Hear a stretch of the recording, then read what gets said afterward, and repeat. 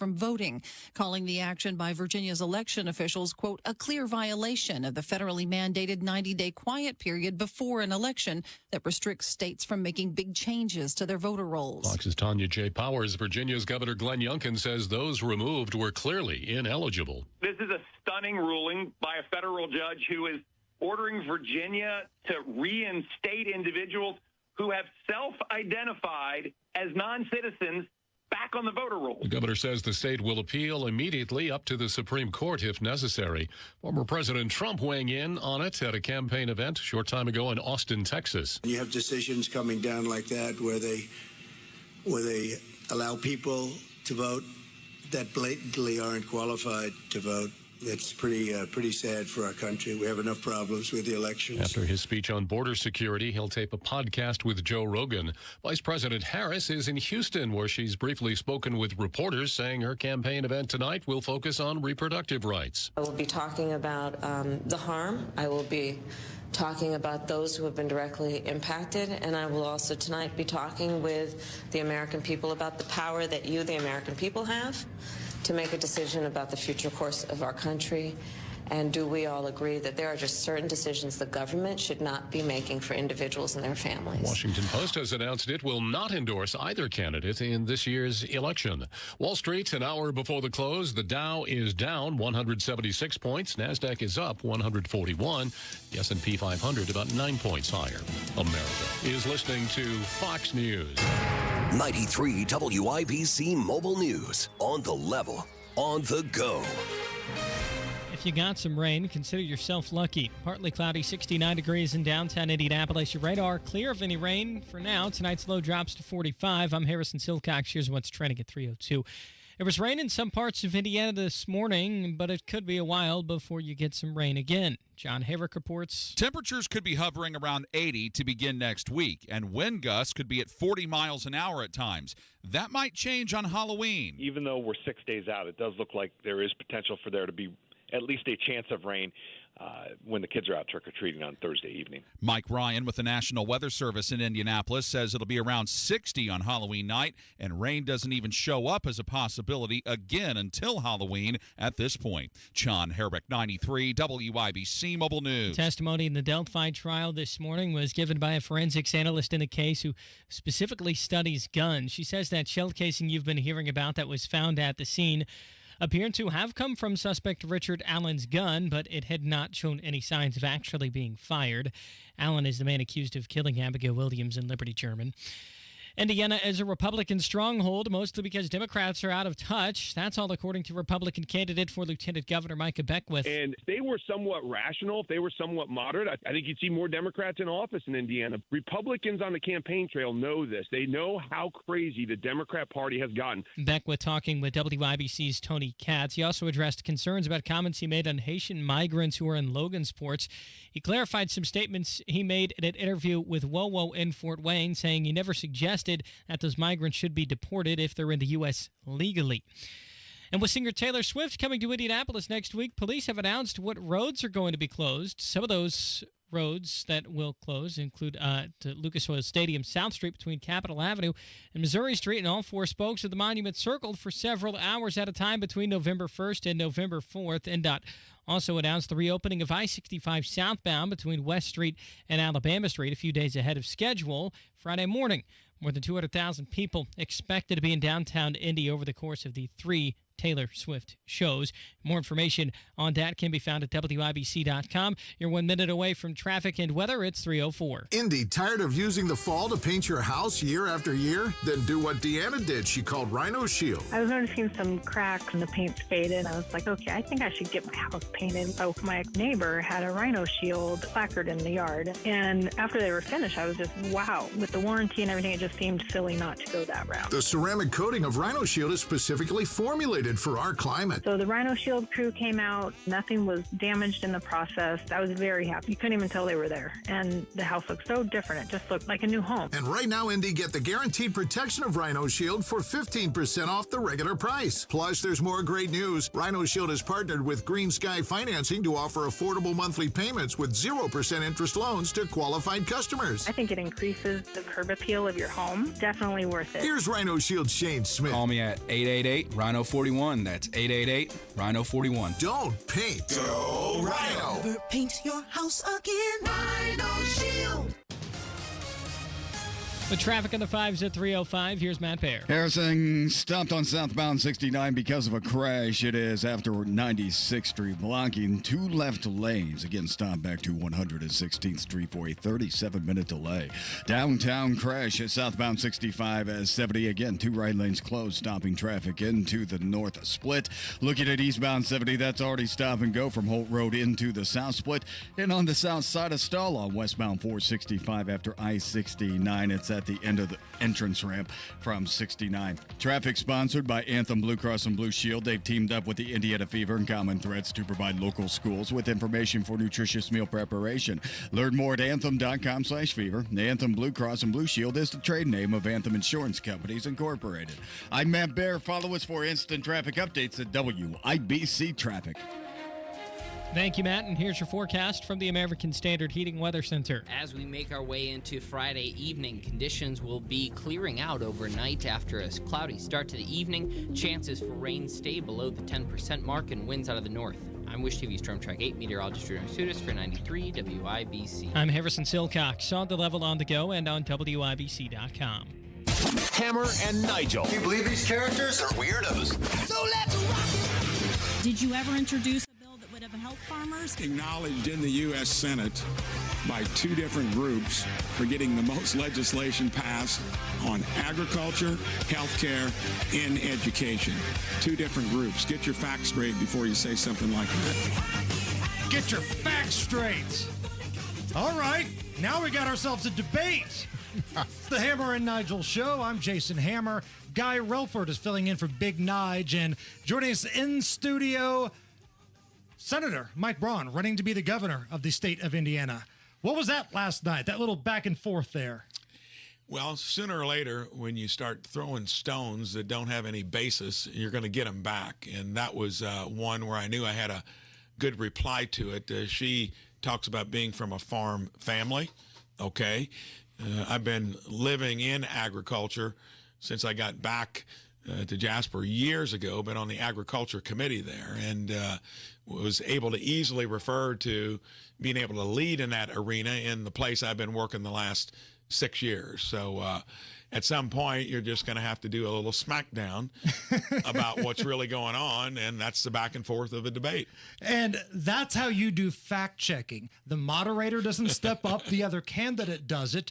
And what I've noticed, Senator, is that, Indy Star today, they're really quick to fact-check you, but they left that off the table, and the fact that she was wrong about your stance on red flag laws last night. Exactly. So you can get by with that. And the only way you can fact check is you either got to do it yourself or the media is going to have to call you out. And generally the media is not fact checking the mainstream folks, the people they agree with. It's only the people they disagree with. And Senator, watching debates over the years, including yours, I've noticed that some candidates are just comfortable in that atmosphere. They're comfortable in that environment. Some look like deers in the headlight. You seem comfortable in that kind of a scenario. And is that true? And where's that come from? So the first debate I did was when I was running for Senate. And I remember the 2 opponents were focusing on themselves. So I was like a sideline participant. Walked out with a blue shirt and rolled up sleeves. Everybody remembered that. Done right here. Right. And then the third debate, which I think was in March, after we had moved way off 1%, then the action was at me. Most of that is in your disposition. If you have a short fuse, don't have a check valve, all the things that keep you from giving them material to work with, that's the key.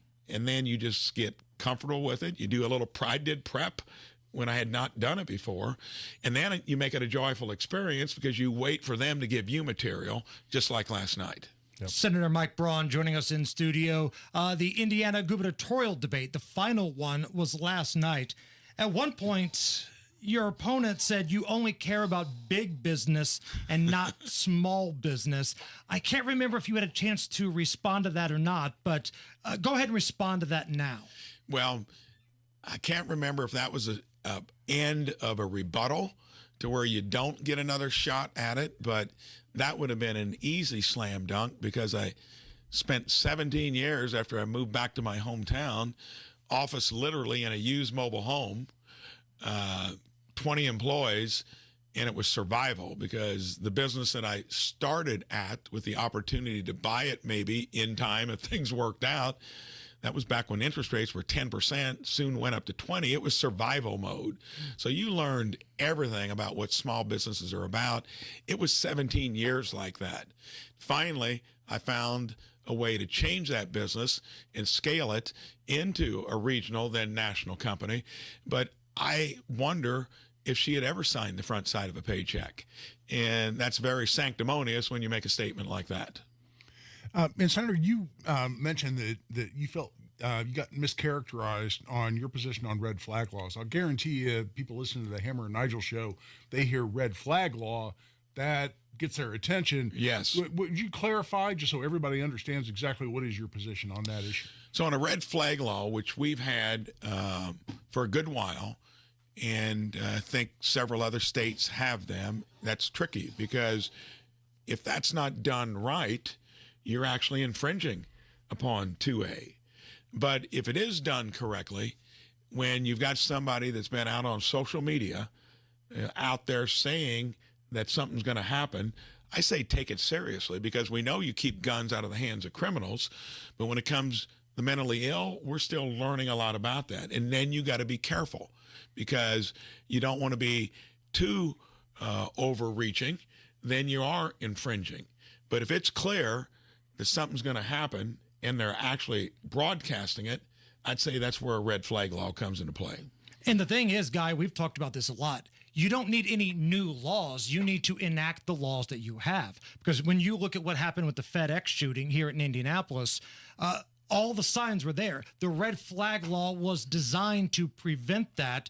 But if it just sits on a certain prosecutor's desk and they ignore it, then what's the point? Well, that's right. But as the senator also alludes to, what's key in that whole process is due process. Due process.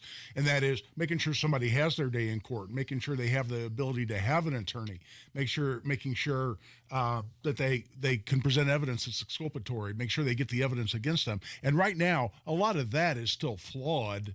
It doesn't mean that red flag laws don't have some limited purpose in an extreme situation. Like, you remember the Parkland shooting in Florida, right? Everybody said, why didn't the authorities do something? This guy had gone out on social media and threatened and said, I want to be the next school shooter. And then police had been to his foster parents' house some 50-some times. And people said, nobody did anything. Well, if you got to have some legal mechanism to do something. Right. So that's where there is a limited role for a red flag law, but due process is the issue. And that's where, and sir, I'll guarantee you, if you're elected, which it appears you're going to be, I will be ringing your phone saying we need to talk about improving Indiana's red flag law because it's got some real problems in terms of due process. And I've heard the same thing. And then to your point, you got to have a prosecutor that's not going to sit on it or ignore it. So the law itself, due process, and then hope the agency, the entity that's in charge of actually implementing it is going to get off its duff. That's right. Guy mentioned that, he's going to be calling you up if you win to talk about the red flag law, which, it kind of just reminds me, what does your first 100 days look like? If you win this thing and you become the next governor of the state of Indiana, you're the governor, Micah's the lieutenant governor, what does the first 100 days look like? So, didn't want to get the cart before the horse. We'll hit the ground running. For me, since it was such a scrappy kind of navigation in that small business, and then you had to navigate through growing it, this will be the first time in a long time we've had a governor signed the front side of a paycheck or has had to run something with accountability. And I'll go through every agency. We've got nearly 80 of them, 30 large ones, and make sure they are doing their job. We got a $22 billion annual budget. Imagine if you can find 5% savings in it. And I'm going to know every nook and cranny where to look. That creates $1 billion of savings. Look how you can return some of that to the taxpayer or invest it in some good ROI that the state needs to do better at. So I will first look at the mechanism, the agencies, to make sure they're doing their job. If they're regulating, not over-regulating, they got somebody in the agency that actually has real-world experience in the places they're regulating, I think you can do a lot to make it work better. And then you look at, do you need legislation in any arena? Might need it. You got property taxes, which we've talked about a lot, and that's going to need, I put a plan out there. I got to get half plus one of the legislators to agree with it. So first focus will be see what the apparatus looks like itself, look for some low-hanging fruit to make it run better, and then engage a legislature that I worked with back in 15, 16, and 17, and see what we can do to make Indiana the model of what other states would like to look like. You know, a lot of people who have last election or this election who have supported Donald Rainwater are doing that really as a protest vote. They were angry at some things about Governor Holcomb and his administration.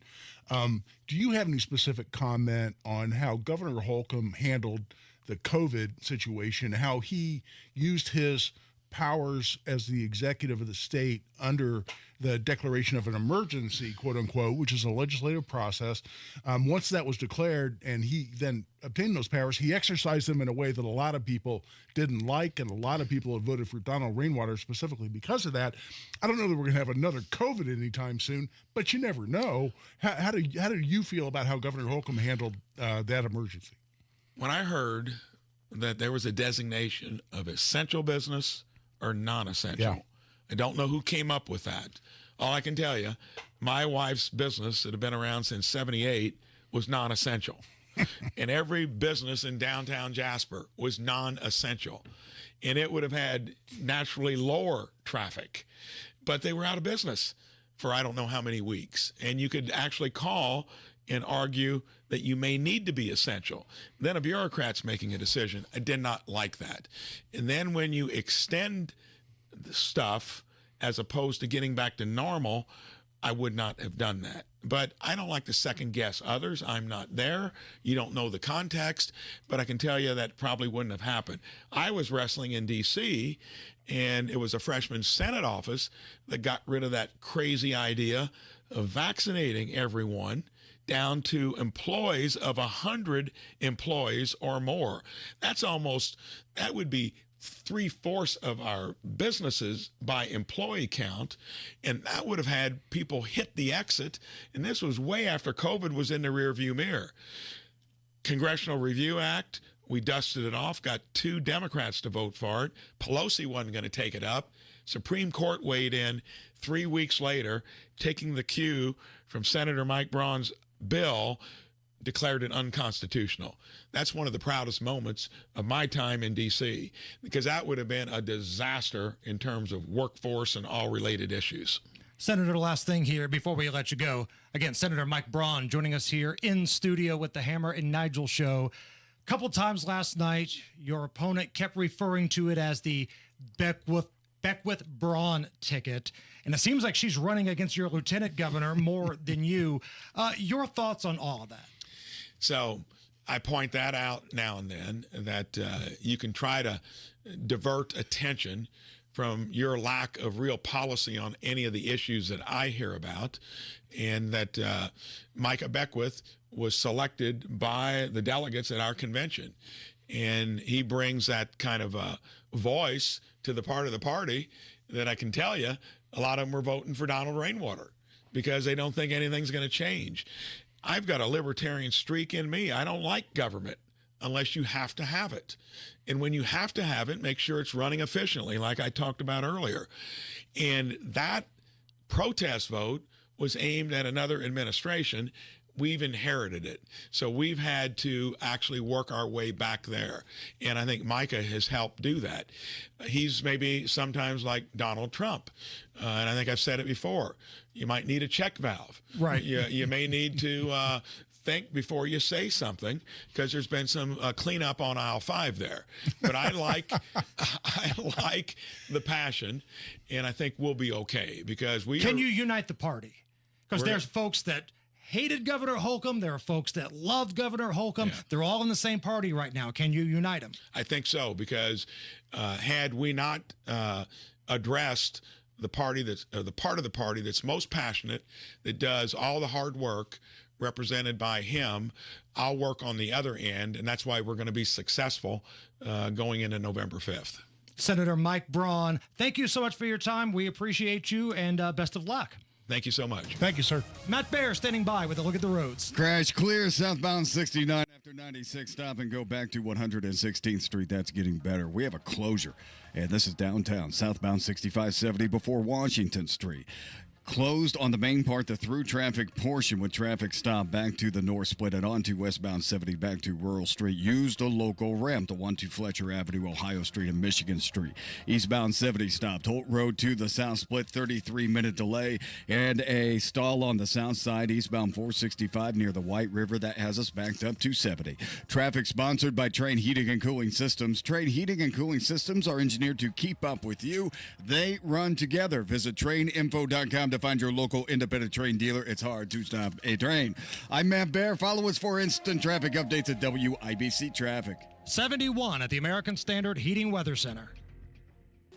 As summer fades and the cool breeze of fall sets in, it's the perfect time to get back to the basics, especially when it comes to your financial future. At Howard Bailey Financial, we believe in simplifying your retirement plan. Our team of advisors help you build a customized retirement strategy that is designed to help reduce risk, increase income, and mitigate tax. Whether you're just starting out or looking to refine your plan, we're here to guide you every step of the way. It's never too early or too late to make sure your financial future is secure. Text BASICS to 888-494-5004 to download your complimentary retirement planning toolkit today. That's BASICS to 888-494-5004. Howard Bailey Financial. Back to the basics. Forward to your future. Howard Bailey Securities, LLC is an independent financial services firm and uses a variety of different investment strategies. Please see disclosures at howardbailey.com. Hey folks, Hunter Smith here. I spent every fall from my childhood until my days in the NFL on the gridiron. Football gave me the chance to attend Notre Dame and go on to win a Super Bowl with the Indianapolis Colts. Football also taught me life lessons about hard work and toughness. This fall looks a little different. I'm not on the field. I'm running to represent you at the State House. And I'm taking hits from opponents. Hits meant to mislead you about my values and priorities. I'm tough enough to take it, and I trust voters are smart enough to know the truth.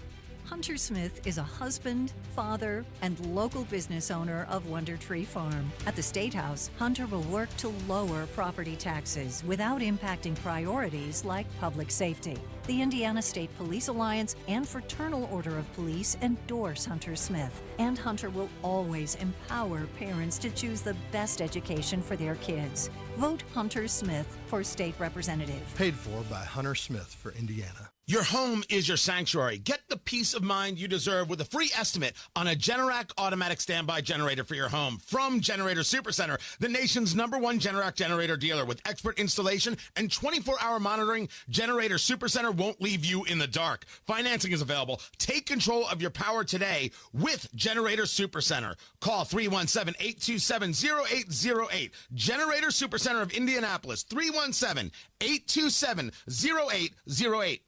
Shane Company knows fine jewelry. That means a lot when you're looking for a dream engagement ring, a beautiful keepsake, or the perfect gift. Come see us in store and compare our wide selection of diamonds, rubies, and a rainbow of sapphires in different shapes and sizes. Create your dream engagement ring and browse our selection of fine jewelry gifts. From diamond studs, tennis bracelets, birthstone necklaces, and more. With our everyday competitive prices, an unmatched free lifetime warranty, Shane Company knows how to work with your budget, not against it. Shane Company, your friend and jeweler.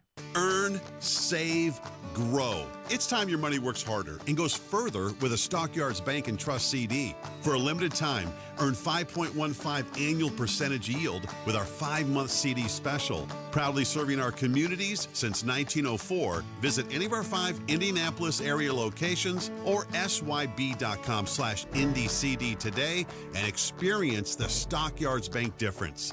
10,000 minimum balance required. Limited time offer. Member FDIC. Equal housing lender. You've got a Pepto predicament, moviegoer. Hey, I can hear your stomach grumbling. Sorry, I ate that entire tub of popcorn with extra butter. You overdid it, and now your movie has turned into a blockbuster bellyache. Undo it with Pepto. When you have nausea, heartburn, indigestion, upset stomach, diarrhea. Pepto Chewables provide fast 5-symptom relief, so you can focus on the action on the big screen instead of in your stomach. When you overdo it, undo it with Pepto. Use as directed. Keep out of reach of children. Inside Indiana Business Radio, the news you need to get ahead. Indiana's business news leader, weekdays at 6:32 a.m. and 5:56 p.m. on WIBC. This hour on 93 WIBC is powered by Reinhardt Heating and Cooling, your American Standard air dealer in Hendricks County. Pumpkins, candy, costumes, Halloween stuff. Guy, according to a new poll, 1 in 4 adults will dress up for Halloween this year. That's up 22% from last year. And are you one of those folks that dress up for Halloween? Oh, hell yes. Oh, absolutely. You're like the badass motorcycle guy in your neighborhood, aren't you? Have you seen that picture? Yes. Yeah, I dress up like this demon motorcycle guy. A Ghost Rider almost. Oh, yeah, with a mask, a full face and a mask and a do-rag and a bunch of leather, and I ride the Harley really slow around the neighborhood, and I go past trick-or-treaters, and I go past them about 3 miles an hour, and I just stare at them without saying anything. And it's so funny because they'll drop their Halloween, bags, and they're just stare at me, and then all of a sudden they go running around trying to find their friends to come, show them the demon Ghost Rider that's riding around the neighborhood. I have a blast, and then I answer the door like that too, and I have these motorcycle boots on that make me like 6'6", right? So when I open the door, I just go, "What do you want?" like that, and it's so much fun. I have a blast. I have to make sure there aren't little bitty kids out there when I do that because I'll scare them. But for the intermediate age kids, I have a blast with it. We need to have somebody follow you with a camera around, just watching the gun guy scare the bejesus out of little kids. Yeah, and by the way, there are no guns involved in this process, but it's so much fun. And my wife and I make a big fire in the fireplace, and there might be a bottle or two of wine involved, and we just have a blast with it. It's really fun. Oh, that's awesome. Yeah. Yeah, I'll dress up like something to pass out the candy with, and we get out on the front lawn, had the mobile DJ gear out there playing Halloween music and that kind of stuff. But you take it next level. Oh, yeah. That's a big deal. I'm going to post a couple of pictures of a couple of Halloweens out on Hammer Nigel on your Twitter feed and on mine, and people can see what I'm talking about. But I have a lot of fun with it. Please do that. That's awesome. It's the Hammer and Nigel Show. Yeah, nothing but the best when it comes to my HVAC. I'm talking about American Standard. I only use American Standard equipment, and I only use American Standard dealers to service that equipment. Here's Hammer with one of those local, great, awesome, independent American Standard dealers. All right. Absolute comfort. Make sure you ask for our friend Chris Wedekin. Chris is an expert in saving you money on utilities. Absolute Comfort can help you with American Standard heat pump options that help you cool in the spring and heat when the temperatures drop this fall, all while saving you money and energy. Absolute Comfort's experts also help to make sure your home is zoned properly, thus ensuring your comfort and, once again, saving you money is taken care of. Contact Absolute Comfort today. AbsoluteComfort.org. That's AbsoluteComfort.org. Absolute Comfort is your independent American Standard heating and air conditioning dealer. American Standard, built to a higher standard. Tell them Hammer and Nigel sent you. At Indiana Farm Bureau Insurance, we're good at insurance. But not just any insurance. We're good at... No. Did you forget the parking brake? Yes, you forgot the parking brake. Insurance. When the forecast calls for cheese ball-sized hail insurance. even shouldn't have parked under that tree. Insurance.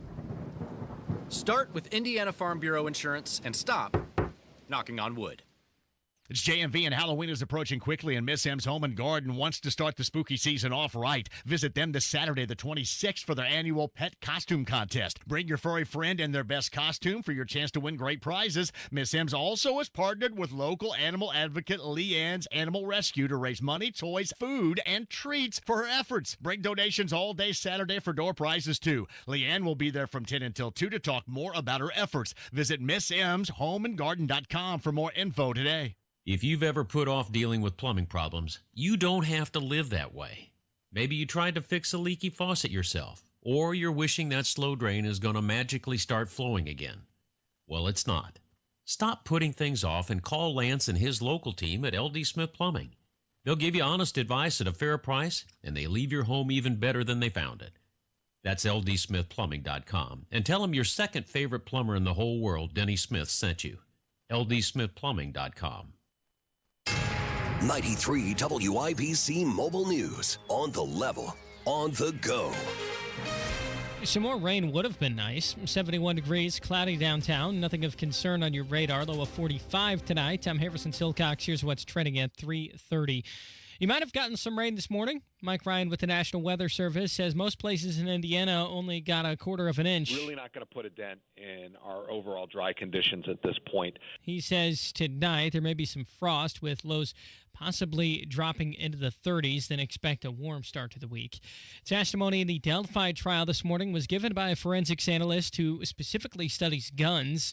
She says the shell casing found at the scene appeared to have come from suspect Richard Allen's gun, but it had not shown any signs of being fired. Allen is the man accused of killing Abigail Williams and Liberty German.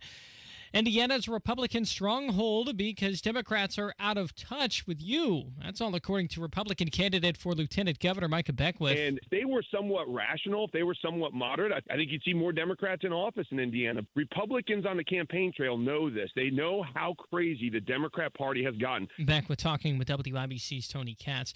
The White House believes there's quite a few North Korean soldiers deployed in Russia. It is possible that there are now more than 3,000 troops from North Korea that are that have been dispatched to Russia for outfitting and for training. White House National Security Communications Advisor John Kirby. The U.S.'s National Security Advisor has had meetings with both Japan and South Korea to talk about the current situation.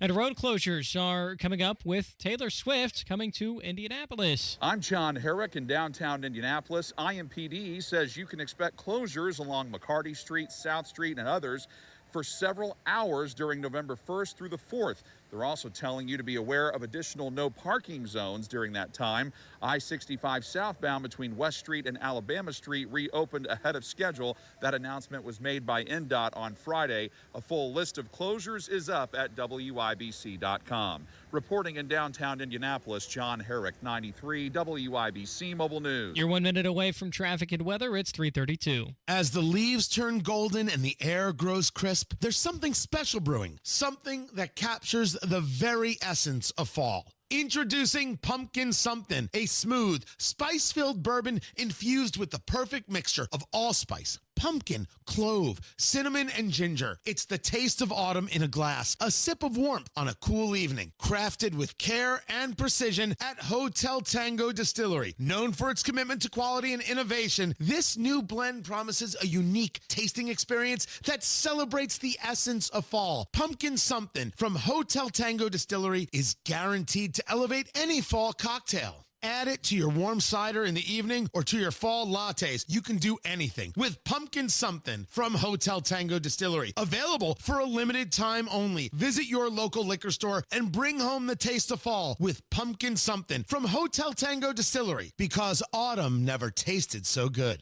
Sip responsibly. With traffic at 3:34, what's going on, Matt Bear? Harrison, downtown southbound 6570 is closed because of a serious crash. It's closed right before Washington Street, and right now traffic is stopped back into the north split and onto westbound 70 back to Emerson Avenue. So hell of a delay there. You can try to duck into the collector or the local ramp to Fletcher Avenue, Michigan Street, Ohio Street. At least that's moving a little bit right now. Eastbound 70 stopped Holt Road into the south split, 23-minute delay on that. A stall on the south side, eastbound 465 near the White River. That's blocking the right lane, stopping us back to Sam Jones Expressway. Now we see stop traffic also on the south side. It's westbound 465.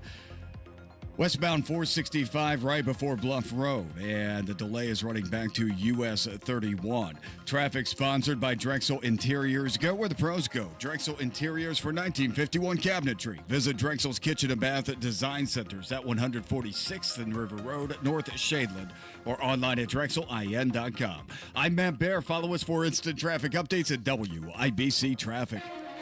And your forecast from the American Standard Heating Weather Center. As we make our way into Friday evening, conditions will be clearing out overnight after a cloudy start to the evening. Chances for rain stay below the 10% mark and winds out of the north. I'm Wish TV Storm Track 8 meteorologist Junior Sudas for 93 WIBC. I'm Harrison Silcox on the Level on the Go and on WIBC.com. Yeah. What up? This is Dr. Dre. The party's going on. Thank God it's Friday. The Hammer and Nigel Show. Beer Sample Friday today here on the Hammer and Nigel Show. I'm Jason Hammer. Guy Relford is here. And let's go to the hotline and bring on Tommy Pigott. He is the RNC Strategic Communications Director. You can see some of his work at the popular handle at RNC Research. Tommy, I've seen a few early reports on early voting, mail-in voting, and it seems like it's been pretty good for the Republicans. Are you satisfied with the turnout on early voting from the Republicans? Well, I'd say satisfied is definitely the wrong word because we want more people to go out and vote, right? We're not going to be satisfied until we have make it too big to rig, win this thing by a landslide. So that's what we need to encourage everybody to go do. There are encouraging signs based off of the early vote that show that people are getting out to vote. But I think when people look at that, they should, one, be encouraged by it, but two, use it as motivation. Make sure that they make their plan to vote. Make sure their friends and family have that plan to vote. Make sure everyone they know is going out to vote for President Trump as well. I mean, that's how we're going to win this thing. So right now it does look good in terms of the early vote numbers, but I can't stress enough how important it is that when people see that, they use it as motivation to go out and vote and not try to think this is somehow in the bag. Tommy, this is Guy. How do you feel about election integrity this year? It's been such an issue in the past, obviously a hotly disputed issue. How are you feeling about safeguards in place around the country, particularly in swing states, on the issue of election integrity? Well, I think the biggest thing that we're seeing is the fact that we have this unprecedented program from the RNC and the Trump campaign. Over 230,000 volunteers recruited to be part of the Protect the Vote initiative. The original goal was 100,000, just to show how much motivation and how many people wanted to get involved in that effort. Our legal team's also been engaged in lawsuits across the country to make sure that the officials are following the law. I mean, that's what it comes down to. And we're also going to have a rapid response legal operation in real time so that when concerns are raised, we're going to be there making sure we're acting as quickly as possible. There's actually been examples where that's happened already, where there have been issues reported, the legal team took action demanding answers, and we've seen that system play out. So it's going to be a process. We're going to make sure that we have that legal team in place that people can cast their vote with confidence. But that's a huge priority for the RNC and President Trump. And you just touched on what was going to be my next question, which is legal teams. It seems to me that one thing that RNC can do better, not a criticism of previous years, but can certainly do better, is having those pre-prepared, SWAT teams of lawyers ready to descend on an issue where there is some credible indication of election interference or election improprieties. We have lawyers working full time on this issue. We have also lawyers in states across the country making sure we have those legal teams. So it is a massive and a huge priority. That's also been part of building out this Protect the Vote initiative, making sure that we have those legal experts, have those lawyers ready to go and respond to issues. We've seen that already, like I mentioned, in states across the country where there have been issues that have been reported in different counties, whether it's Nevada or Michigan. And there's been a quick response from our legal team. That's also part of the reason why voting early is so important. I mean, if you saw, for example, back in 2022, you saw that voting machines were down in Arizona. The RNC responded, but we're talking about long lines on Election Day. Making your plan to vote early, sometimes you see something happen, right? Or something happens, you can go back and vote the next day.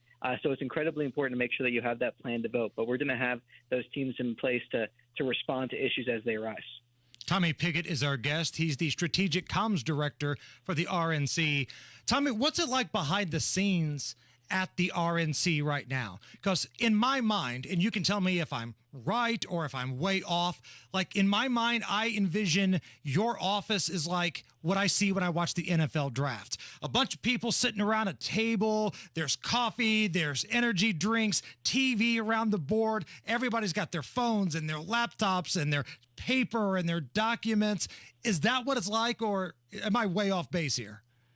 No, you're not too far. I mean, I definitely got to say lots of caffeine, lots of energy drinks, lots of water. That's definitely something that happens, especially now with only a few days left to go here. I mean, the enthusiasm is off the charts. We see that across the country. We see that in preparation for President Trump's rally in Madison Square Garden, for example. But really, wherever he holds a rally, you're seeing that from people across the country, and that's definitely felt here, too. I mean, people feel the motivation. And I think part of that is because people know the stakes. They know the stakes that are for this country. They know that this is an election about saving our country, making sure we get our economy back on track, making sure we secure the border, making sure we have peace through strength, getting back to common sense policies. I mean, ultimately, the closing argument that President Trump has been saying is that Kamala Harris broke it and President Trump will fix it. I mean, that's the simple, powerful, clear closing argument that is so compelling to people. So here at the RNC and Trump campaign, I mean, we feel so motivated. It's an honor to be part of this whole movement to save America. We're going to be pedal to the metal all the way through Election Day to make sure that President Trump gets sent back to the White House. Tommy, Guy again, do you perceive the same thing I do, which is that the incredible ramping up of the rhetoric here lately? I mean, here we had the Vice President of the United States standing behind the presidential seal, start talking about Hitler and comparing Trump to Hitler, fascism over and over again. Here we had a whole bunch of people not so long ago talking about toning down the rhetoric, and here we are, less than 2 weeks from the election, and suddenly it has ramped up beyond, in my mind, where it even was before. Doesn't that sound of desperation to you, or what do you make of that? Yeah, I think the rhetoric from the Democrats is both showing their desperation and it's also shameful. What we have seen from them is really a disservice to our country in terms of the rhetoric they're putting out there, these lies and these faceless smears. And it's the same playbook in a lot of ways that they've been pursuing for years. There's a great video on the Team Trump TikTok account, for example, showing the similarities between Hillary Clinton and Kamala Harris, Hillary Clinton in 2016 and Kamala Harris today. It shows that they really have nothing to run on. If this was a successful administration, they would be running right now on the economy. They'd be running on foreign policy. They'd be running on the border. But they can't run on any of those because this administration has failed so dramatically and so epically on each one of those fundamental issues that the American people are suffering from. So they can't run on any of those. I think it also shows that they're complete hypocrites. They're anything but the party of democracy. They threw out 14 million of their own primary votes. They tried to force President Trump off the ballot. And then after 2 assassination attempts, they're still having this completely unhinged rhetoric, completely baseless rhetoric. There's a powerful video on Trump War Room right now on X where a Holocaust survivor is calling out Kamala Harris saying that she needs to apologize for saying what she's saying. I mean, it's a very powerful video. I encourage everyone to watch it because it really shows that what she's saying is unacceptable. Tommy, you bring up rhetoric. I think the favorite thing that I've heard the past week is some of these Democrats losing their mind that Donald Trump did a stunt at McDonald's. He stopped by a McDonald's in Pennsylvania, and they're claiming it was just a political stunt. Well, yeah, he doesn't really work at McDonald's. He's not trying to get a job at McDonald's. He kind of did it to troll Kamala, but these people losing their minds about that crack me up. What is it about that McDonald's stunt that is driving these people nuts? Well, I think the first thing is that it shows that President Trump's now worked for 15 minutes longer at McDonald's than Kamala Harris ever has. So that's the first thing that I think it shows. Right. So I think that goes against her whole talking point there. I also think that ultimately it gets to the fact that President Trump has a plan to help middle-class Americans and Kamala Harris does not. I mean, ultimately, Kamala Harris's entire answer to that question is, quote unquote, I grew up in a middle class family. Well, she never connects the dots to, well, why have your policies that hurt middle class families so dramatically? And President Trump has that message. President Trump has a message of saying, we're going to increase real wages. We're going to lower costs. We're going to make sure that America is the best place in the world to do business. We're going to get these policies in place. So I think that's what actually was highlighted by that trip to McDonald's. One, the fact that Kamala Harris was lying about it, but two, that President Trump is actually the president of the working men and women of this country, and Kamala Harris has failed them throughout her career. So I think that's why that they responded so angrily to this, because it highlighted her lie and then also highlighted her failure of policy. I mean, all of the shows we're talking about, the economics, the economic policies, and the contrast between the two, and the fact that Kamala Harris has failed so dramatically, and President Trump has the plan to make America wealthy again. And we all know if Kamala tried to do a stunt like that, it would not come off. It really wouldn't. Everything she does is so choreographed. She can't have a town hall without planted and scripted questions. She's incapable of doing something like that. She would rather hang out with Bruce Springsteen and Beyonce and George Clooney and all these big-time Hollywood elite. Meanwhile, you got Donald Trump over here eating fries at McDonald's, connecting with the middle class. I think that's the other thing, Tommy, that drives him nuts. And Jason, what I heard you just say is that Kamala is not actually smart enough to work the drive-through at McDonald's. I would double down on that too, Tommy. Well, Kamala Harris, she never worked at McDonald's. I don't expect her to ever work at McDonald's. I don't think that she could work at McDonald's. I mean, it's kind of a trifecta there. And ultimately, with all this stuff, you mentioned all these different interviews and town halls that she's doing. I think it's interesting that every single time that she has one of these, CNN and MSNBC goes into a complete meltdown.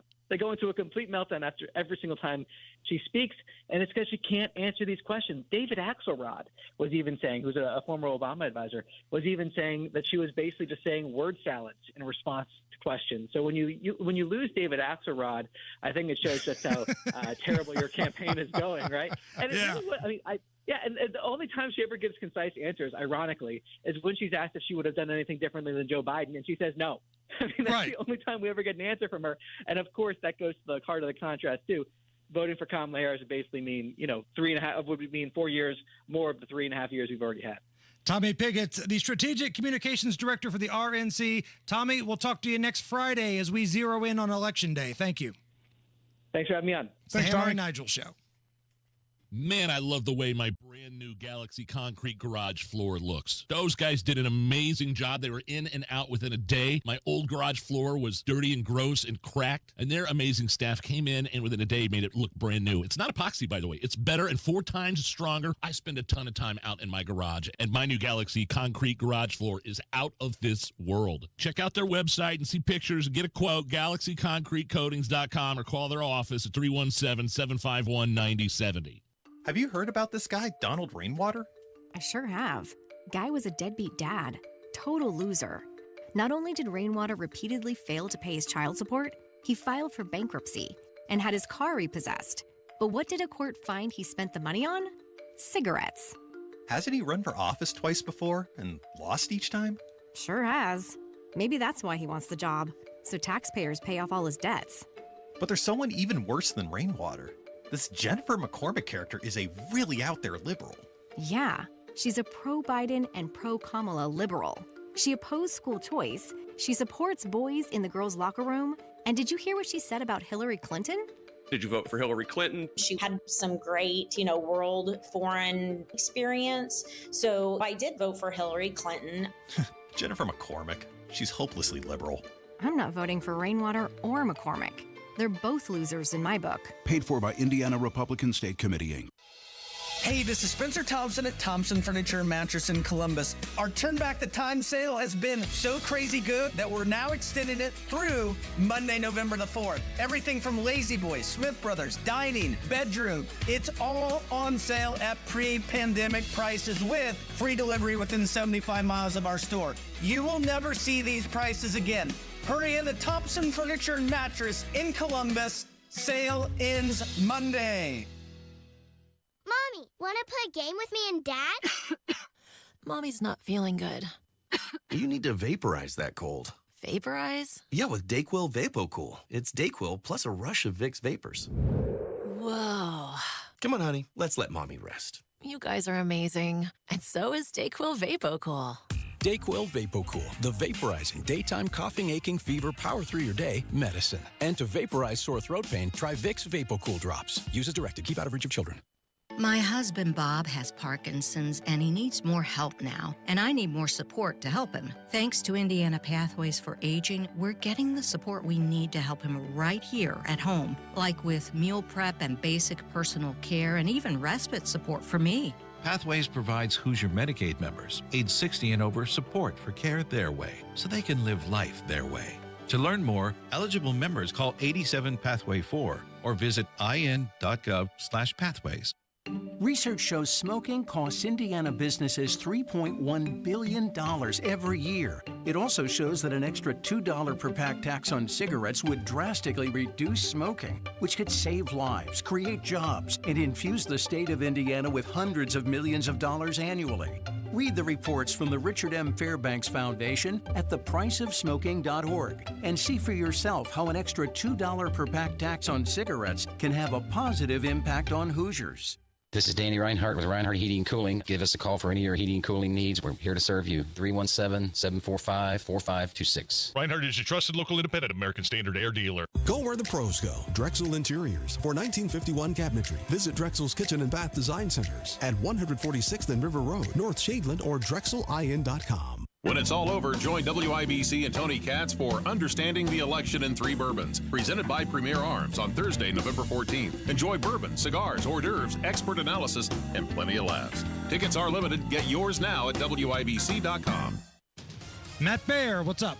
We have a crash westbound 70 at Rural. Southbound 6570 has reopened to Washington. Still delays are all the way back to Emerson Avenue with stopped traffic. Eastbound 70 stopped. Holt to the south split. South side stall. Eastbound 465 at the White River stopping us past Sam Jones Expressway. And a crash going westbound 465 between 31 and Harding. That has us stopped back to I-65. Traffic sponsored by Drexel Interiors. Go where the pros go. Drexel Interiors for 1951 cabinetry. Visit Drexel's Kitchen and Bath Design Centers at 146th and River Road, North Shadeland, or online at DrexelIN.com. I'm Matt Baer. Follow us for instant traffic updates at WIBC Traffic. Hey, Matt Baer. Yo! Bring that deep-ass voice in here and do some radio with Guy Relford and I. On my way. Get in here. 71 right now at the American Standard Heating Weather Center. Coming up here just after 4 o'clock, we will briefly recap the headlines coming out of the morning session of the Delphi trial. And then after 5 o'clock, my favorite segment that we're doing right now, we have Donnie Burgess from the newsroom, Guy Relford here representing the defense attorney, and we have a good discussion about everything happening Delphi. That's going to happen at 5:06.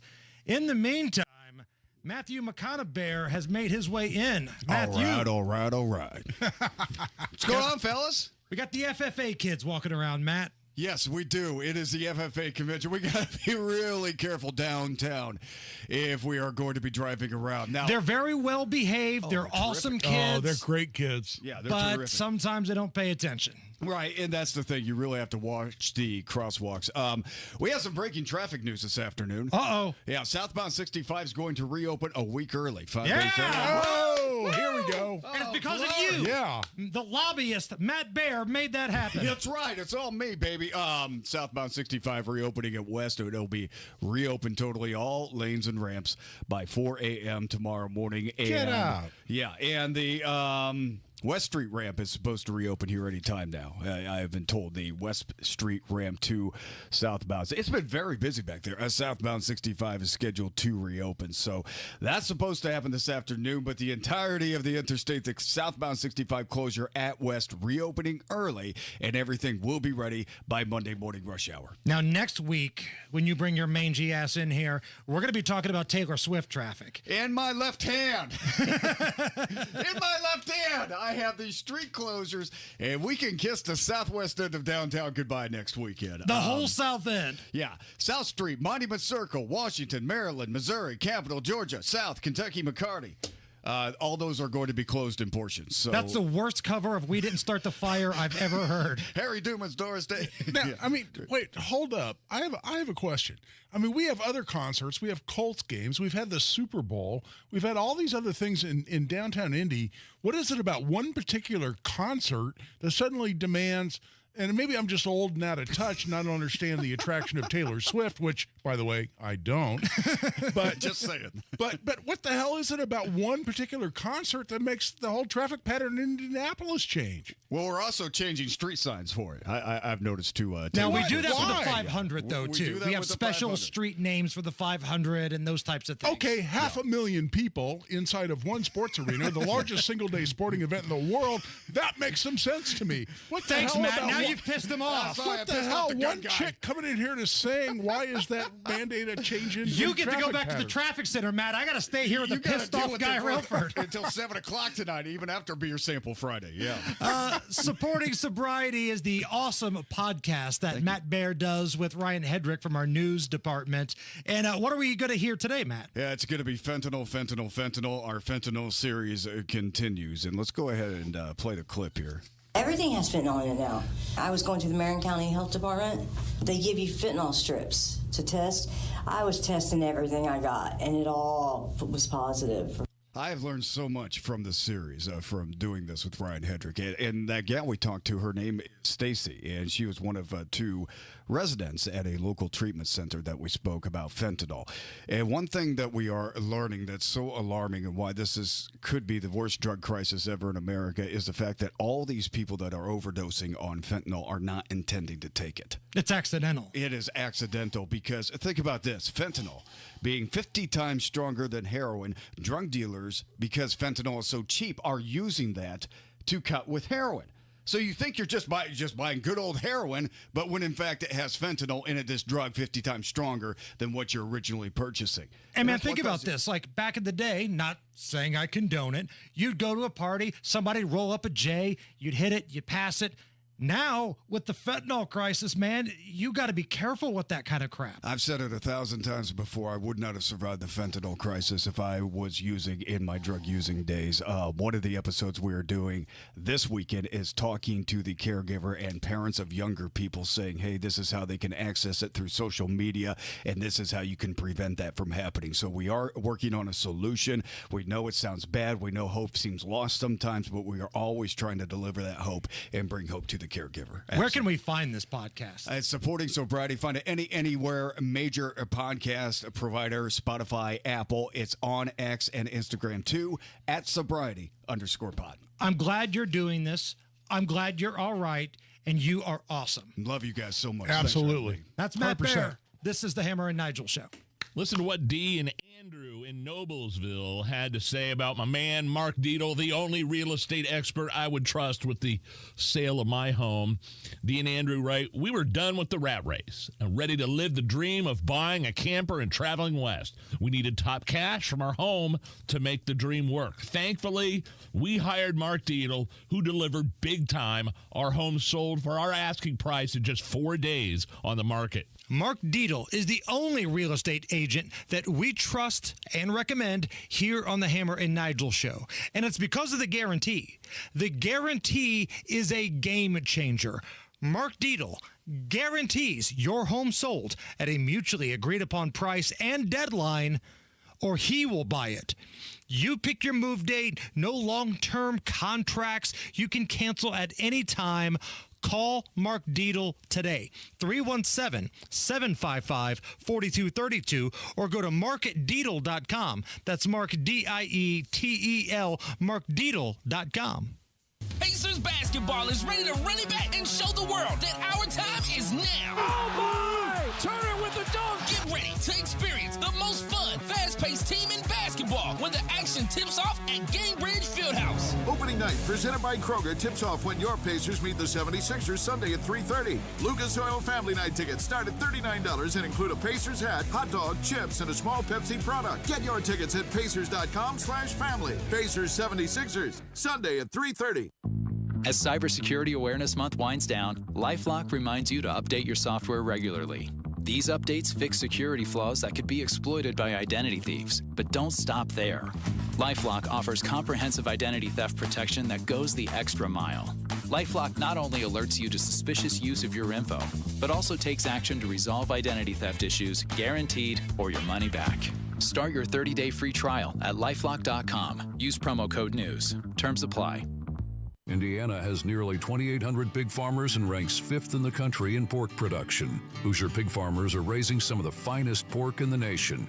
October is National Pork Month. From family farms to innovative operations, Indiana's pig farmers are committed to quality and sustainability, all while providing your family pork that's packed with protein, vitamins, and minerals that are good for you. So the next time you're at the grocery store or your favorite restaurant, make pork your choice and celebrate Indiana pig farmers.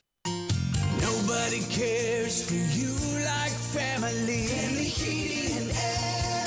Hey, this is Malia. We often get asked when is the best time to buy, and the answer is today, not tomorrow. With rising utility costs, rising product costs, and missed opportunity costs, which you could be saving with a high-efficiency system. Give us a call today to schedule your free in-depth estimate, 317-577-8077. Family Heating and Air is your trusted local independent American Standard heating and air conditioning dealer. Coming up in 2 minutes, what's happened in day 7 of the Delphi murders trial. Donnie Burgess gets you caught up there. That's coming up after Fox News Radio from the Technology Recycler Studios. You're listening to 93 WIBC. WIBC HD1 Indianapolis. It's 4 o'clock. Virginia appeals a voter eligibility decision. I'm Jack Callahan, Fox News, asking the federal appeals court to stay an order from a federal judge that the state restore to its voter rolls. 1,600 people removed, many of whom had self-identified as non-citizens. Governor Glenn Youngkin telling Fox News. This is the process that we have been using in Virginia for 18 years, a law that was passed in 2006 and signed by then Democrat Governor Tim Kaine, and of course, pre-reviewed and pre-approved by the Justice Department, the same division that brought suit this time. Youngkin says the state will go to the U.S. Supreme Court if it has to. Both the presidential campaigns are in Texas today. Vice President Harris telling reporters her campaign event tonight in Houston will be mostly about reproductive freedoms. We don't give up the fight for freedom. We do not give up the fight when it comes to some of the most basic freedoms any individual in our country has a right to expect, including the right of a woman to make decisions about her own body. Beyonce is expected at tonight's event. Former President Trump just wrapping up an appearance in Austin, Texas, about border security. What Kamala Harris has done on our border is cruel, it's vile, and it's absolutely heartless. Her policy of importing migrant gangs is a crime against our country. It's actually a crime against humanity, and her abolition of our border should disqualify her for even running. President Biden at the Gila River Indian community in Arizona today to make amends for the federal government's 150-year-long Indian boarding school program. The federal government has never formally apologized for what happened until today. I formally apologize as President of the United States of America. Wall Street at the close, the Dow down 260 points, NASDAQ up 103. America's listening to Fox News. 93 WIBC Mobile News. On the level, on the go.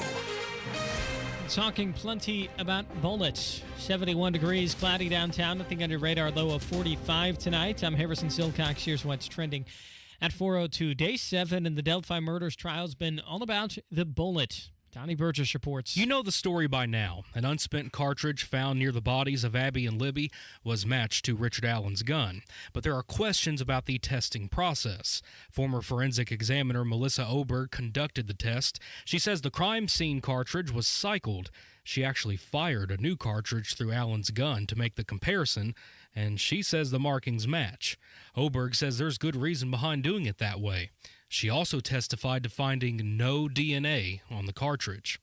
Donnie Burgess, 93 WIBC Mobile News. With much of Indiana dealing with a drought, you might have liked to see some rain this morning. You know, the rain, while it was great to see it this morning, they were quick little downpours. They were isolated to scattered.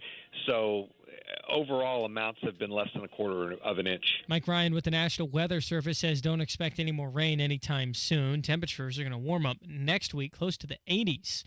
You might have heard that some Republicans aren't very supportive of the upcoming governor's race. Ryan Hedrick reports. Republican candidate for Lieutenant Governor Micah Beckwith says he knows he doesn't resonate with career politicians because of what happened at the GOP state convention when he was chosen as U.S. Senator Mike Braun's running mate. He says his focus is what's best for you. This is retail politics. I'm shaking hands. I'm talking to voters, personally. So I'm not doing the big, multi-million-dollar TV ads. I'm going to voters individually and saying, hey, what can I do for you? Beckwith speaking with WIBC's Tony Katz. Election Day is November 5th. Ryan Hedrick, 93 WIBC Mobile News. Road closures are coming up when Taylor Swift comes to Indianapolis. IMPD says you could expect closures along McCarty Street, South Streets, and others for several hours during November 1st through the 4th.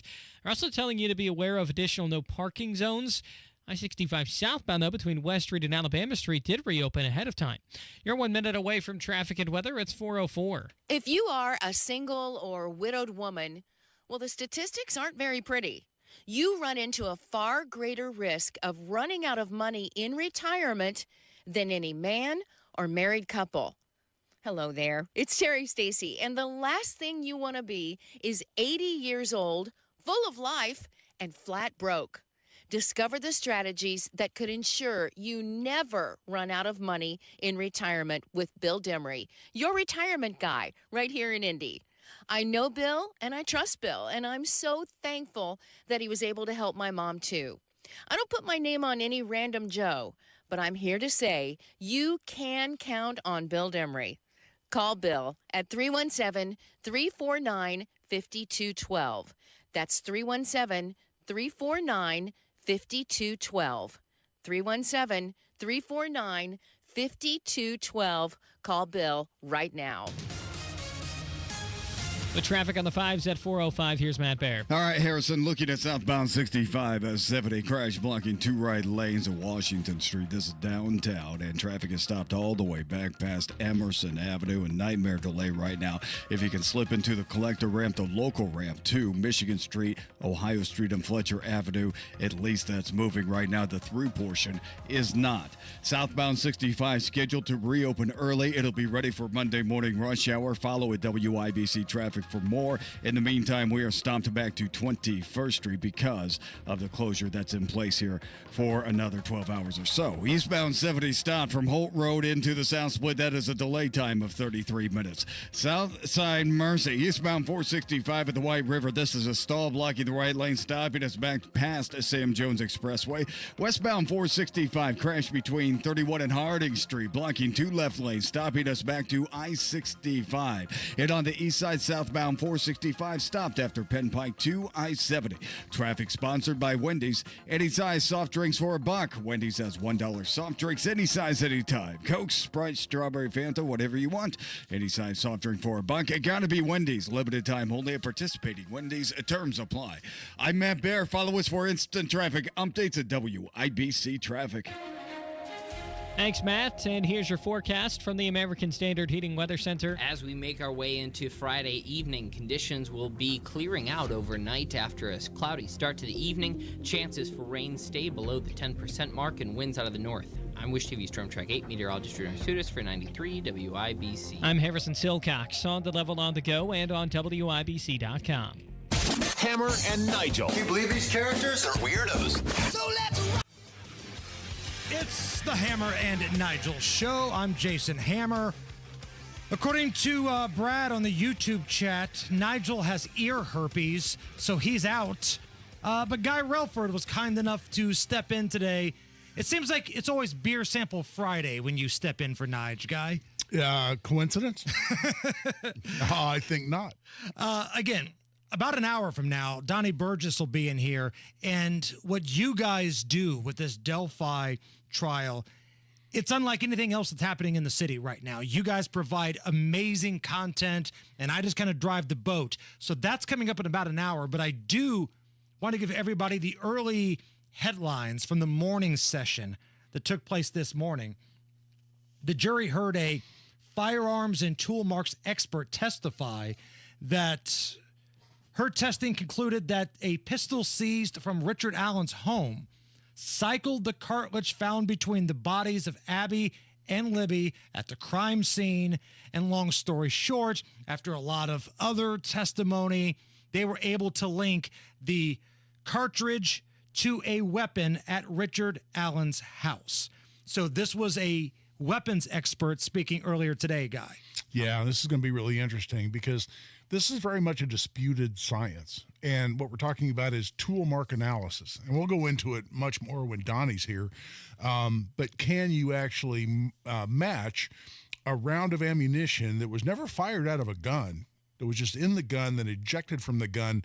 Can you match that round of ammunition to the gun? That's what an expert, supposedly from the Indiana State Police, testified to today. That'll be really interesting to get into in more detail.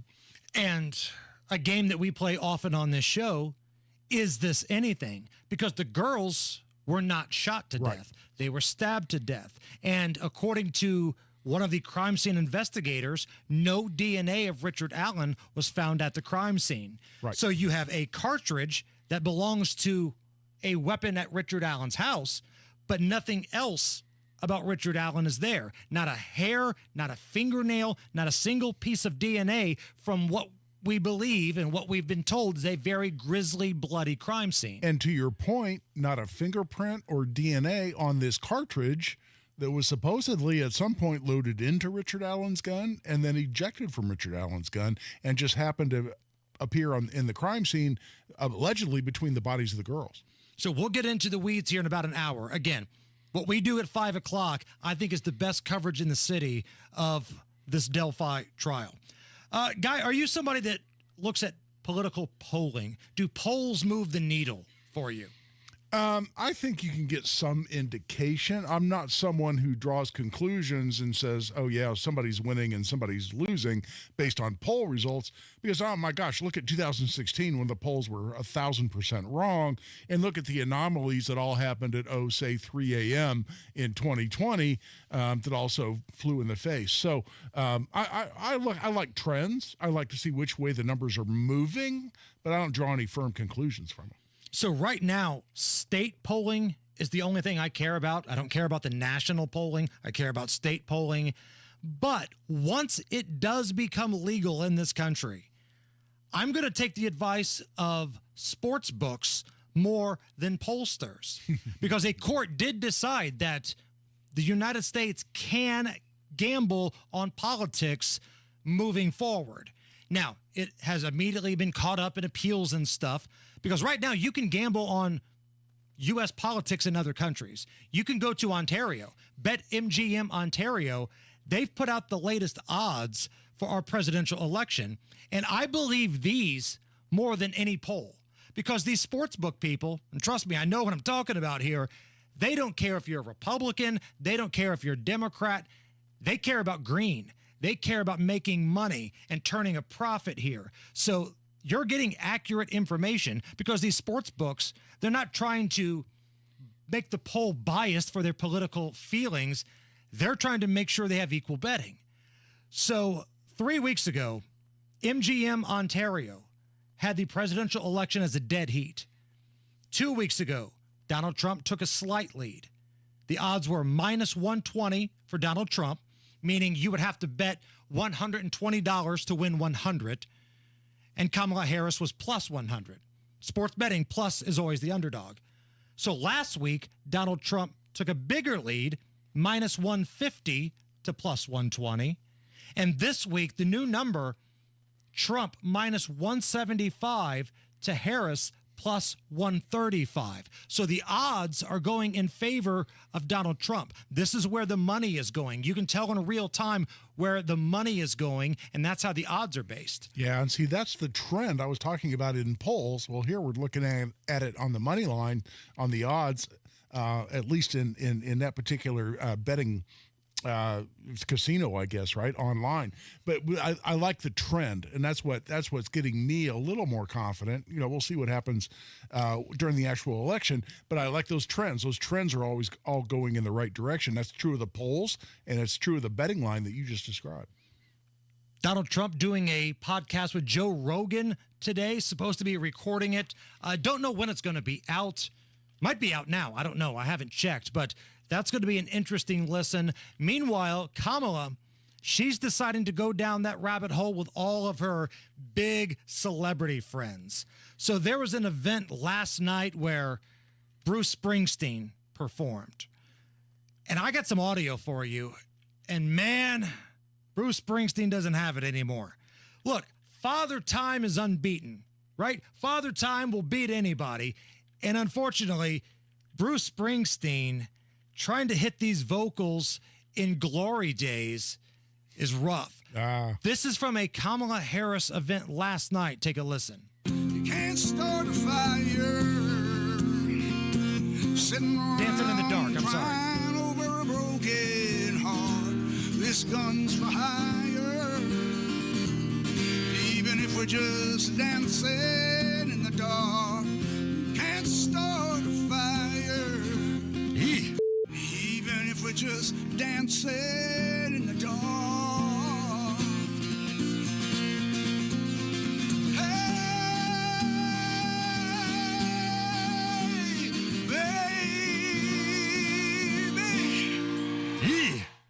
Yeah, I was dancing in the dark, not glory days, but woof. You know, God. I think could have saved that was Yoko Ono singing backups right there. That would have been perfect. I mean, you could go to a karaoke bar somewhere and hear somebody doing a better version than that. Seriously. Which brings us to great moments in vocals history, Guy. A couple of years ago, Mariah Carey was doing a live Christmas show in New York, and the sound engineer recorded just her vocals. Make my wish come true. Ooh, you, baby. Ooh, you. So make my wish come true. It's baby all I want for Christmas is you. Great moments in vocals history. Somebody obtained the isolated vocals of David Lee Roth doing Runnin' with the Devil, and this is one of my favorite things of all time. Oh, yes. Yeah,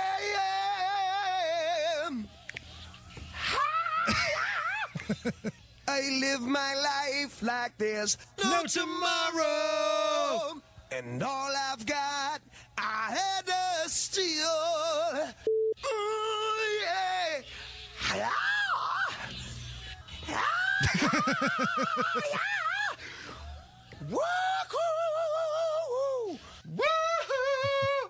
And lastly, great moments in vocals history. This was just a couple weeks ago. So Jane's Addiction, the band, had an incident on stage where their lead singer, Perry Farrell, tried to fight Dave Navarro. Now, we believe Perry Farrell was whacked out of his mind on drugs, but he also sounded like crap. And again, the last person you want to tick off is the sound engineer, because they can record you sounding like an idiot. This is what Perry Farrell sounded like that final Jane's Addiction concert before he tried to pick a fight with his own band. Wrong spot.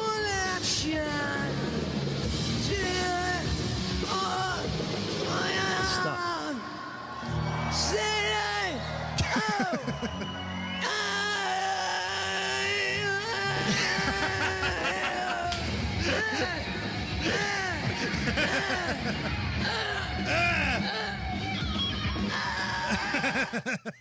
I'm thinking you feel much better about Hammer and Nigel Records and the productions you've had over the years. I right do. about now. I feel much better. My God, that last one from Perry Farrell sounds like those rare times when Tony Katz comes to work and he goes in the bathroom across the hall.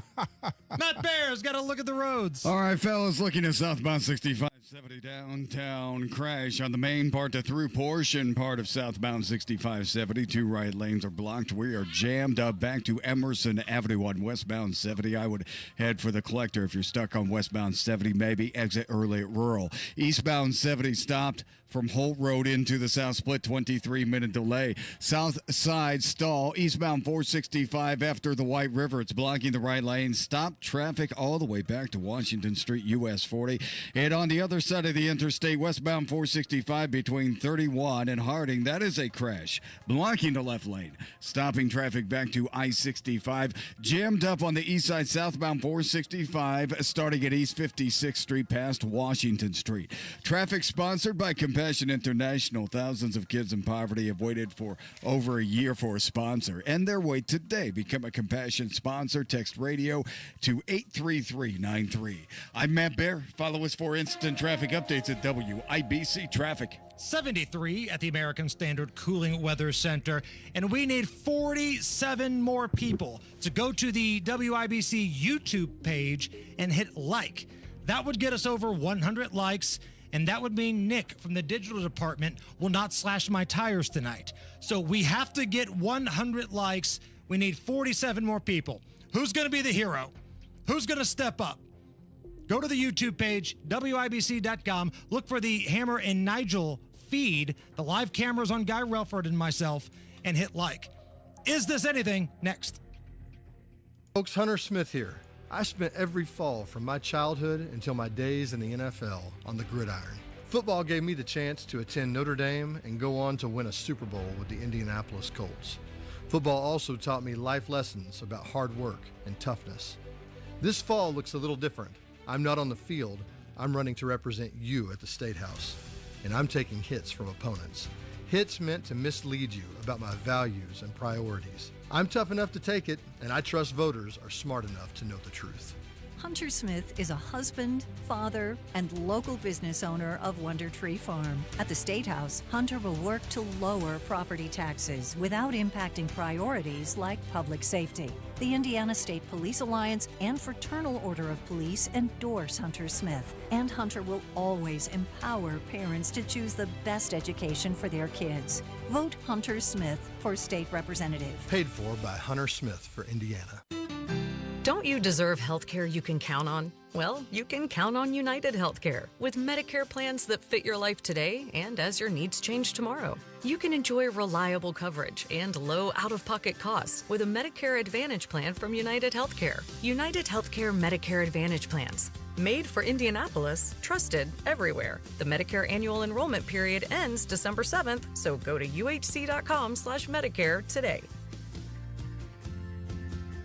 Earn, save, grow. It's time your money works harder and goes further with a Stockyards Bank and Trust CD. For a limited time, earn 5.15 annual percentage yield with our 5-month CD special. Proudly serving our communities since 1904. Visit any of our 5 Indianapolis area locations or syb.com/IndyCD today and experience the Stockyards Bank difference. 10,000 minimum balance required. Limited time offer. Member FDIC. Equal housing lender. At Shane Company, our engagement rings are the perfect blend of design, function, and beauty, each one a unique work of art. We meticulously craft our bridal jewelry in our jeweler's workshop to the highest standards, expertly setting each diamond by hand, ensuring the structure is perfectly balanced, and sizing everything for the perfect fit. Shane Company offers a free unmatched lifetime warranty because your engagement ring is an heirloom that was made to last. You'll cherish your ring today, tomorrow, and forever. Shane Company, your friend and jeweler. As Cybersecurity Awareness Month winds down, LifeLock reminds you to update your software regularly. These updates fix security flaws that could be exploited by identity thieves. But don't stop there. LifeLock offers comprehensive identity theft protection that goes the extra mile. LifeLock not only alerts you to suspicious use of your info, but also takes action to resolve identity theft issues, guaranteed, or your money back. Start your 30-day free trial at LifeLock.com. Use promo code NEWS. Terms apply. Have you compared your options during Medicare open enrollment? Plans change each year, and so can your health. That's why it's so important to compare this year and make sure your drugs are covered. At Medicare.gov, you can easily compare all your options. Find a better plan, save some money, or both.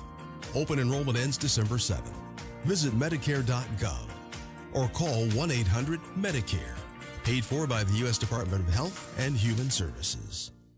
Real stories with Hellsberg. I had the ring already. She had made it very clear what kind of ring she wanted. Yep. I pretended that I was going to kneel and picked up a pine cone instead of pulling out a ring. What a jerk. But when I saw that ring, I was like, oh, he did good. I really love Amy. I really, really genuinely love Amy. I love you too. At Hellsberg, find the engagement ring worthy of your story. Designed with the love, care, and craft it deserves. Visit a Hellsberg store or hellsberg.com. This hour on 93 WIBC is powered by Reinhardt Heating and Cooling, your American Standard air dealer in Hendricks County. Hammer and Nigel presents. It depends upon what the meaning of the word is. Is this anything? All right, let's rock and roll. Guy Relford's in for Big Nige. Guy, is this anything? There's a new Little Debbie's Christmas snack available this year. It's a couple new ones, actually. So in addition to the world-famous Little Debbie's Christmas tree cakes and Christmas tree brownies and some of the other ones, now available buttery vanilla mini muffins and Christmas tree cake mini donuts from Little Debbie. Does this do anything for you? Is this anything? No. I mean, does anybody eat Little Debbie anything anymore? I mean, you can go. You can go. I don't know who the hell you think you're talking to. You may be the gun guy, but I will not stand for Little Debbie slander on the Hammer and Nigel show. You can go to Krispy Kreme and get a brand new, freshly made donut that's right there, that's just been made minutes before. You can buy something out of a box at a gas station and put that in your body? No. Nobody's saying it's better than a fresh donut coming out of a bakery. But if you're at the grocery store and the box is sitting right there, those Little Debbie Christmas tree cakes, man, they hit.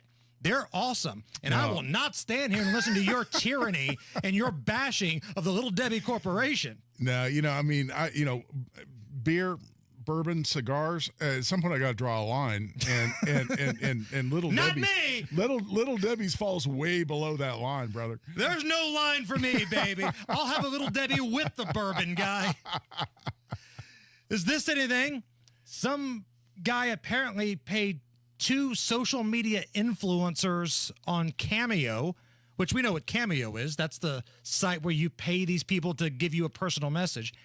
He paid these 2 social media influencers to tell his wife that he wants a divorce.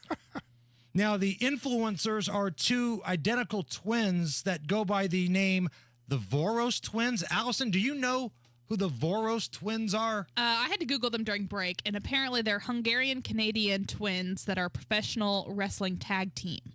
Okay, well. They're about 31, and they both have blonde updos. They look crazy. So are they hot, though, is the question.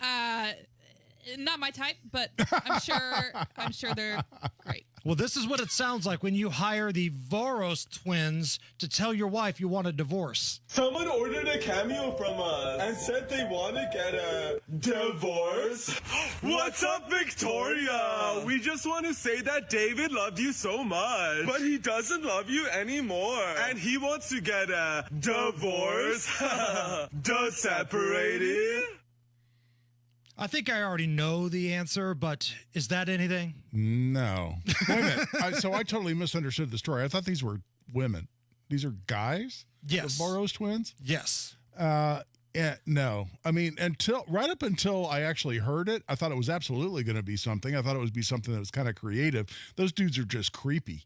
And I heard Voros twins, and I'm sorry, my brain went somewhere else, but no, that's nothing. That's just creepy. That was weird. I have no idea who those guys are. No idea. The Voros twins could walk in here, take a dump right on this floor, and I would have no idea who they are.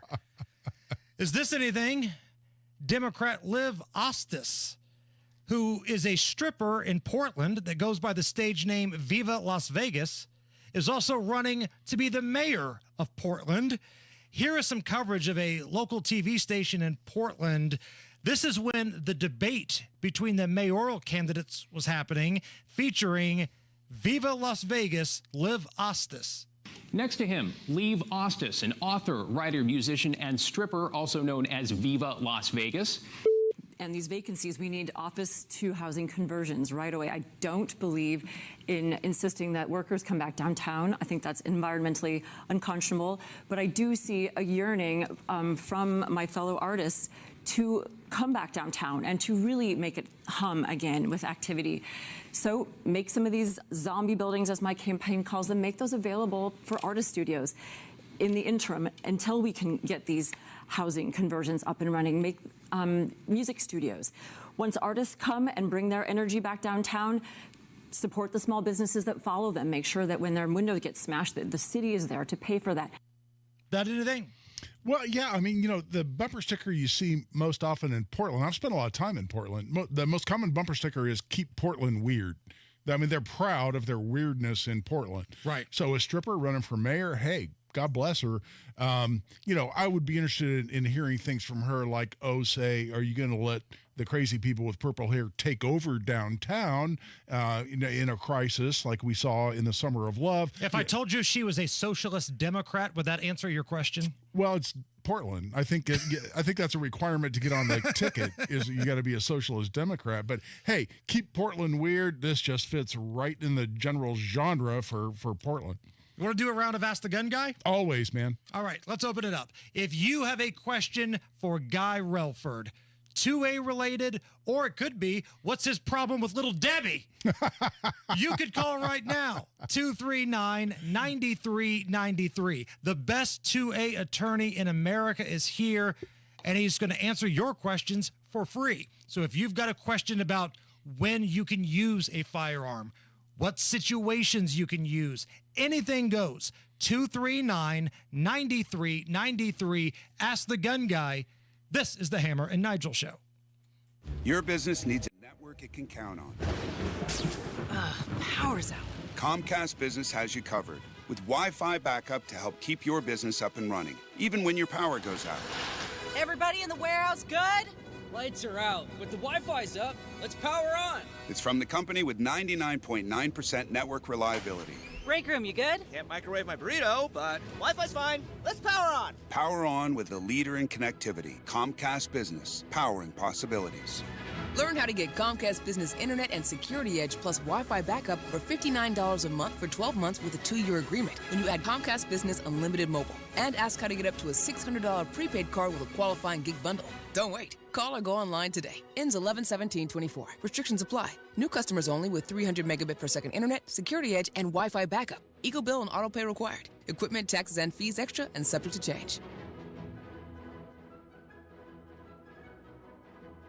Indiana Pathways for Aging helps Hoosier Medicaid members age 60 and over get support at no additional cost to live life their way. Mom's Parkinson's is progressing, and Pathways provides in-home support so she can be with family every day. Pathways coordinates Medicaid and Medicare services. I'm getting help with meals, personal care, and transportation. One day, I might choose a nursing home, but today, I have options with Pathways. To learn more, eligible members call 87 Pathway 4 or visit in.gov/pathways. Mommy, want to play a game with me and Dad? Mommy's not feeling good. You need to vaporize that cold. Vaporize? Yeah, with Dayquil VapoCool. It's Dayquil plus a rush of Vicks vapors. Whoa. Come on, honey. Let's let Mommy rest. You guys are amazing. And so is Dayquil VapoCool. Dayquil VapoCool, the vaporizing daytime coughing, aching, fever, power through your day medicine. And to vaporize sore throat pain, try Vicks VapoCool drops. Use as directed. Keep out of reach of children. Choosing the right candidates for any office can be difficult. My office has lots of drama. I share my office. But no matter what kind of office you have, if you're hiring, you need ZipRecruiter. ZipRecruiter's powerful matching technology finds the most qualified candidates for your roles fast. So, for any kind of office. I'm really going places in my office. Count on ZipRecruiter to find the right candidates for it. Try ZipRecruiter for free today at ZipRecruiter.com/free.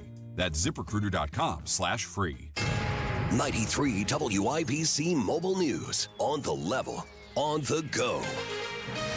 You probably could have used some more rain. 71 degrees, partly cloudy downtown. A check of the radar comes up clear. Low temps drop to the mid-40s tonight. I'm Harrison Silcox. Here's what's trending at 4:32. You might have gotten some rain this morning. Mike Ryan with the National Weather Service says most places in Indiana only got a quarter of an inch. Really not going to put a dent in our overall dry conditions at this point. Ryan says there could be some frost that settles tonight before things warm up a bit next week.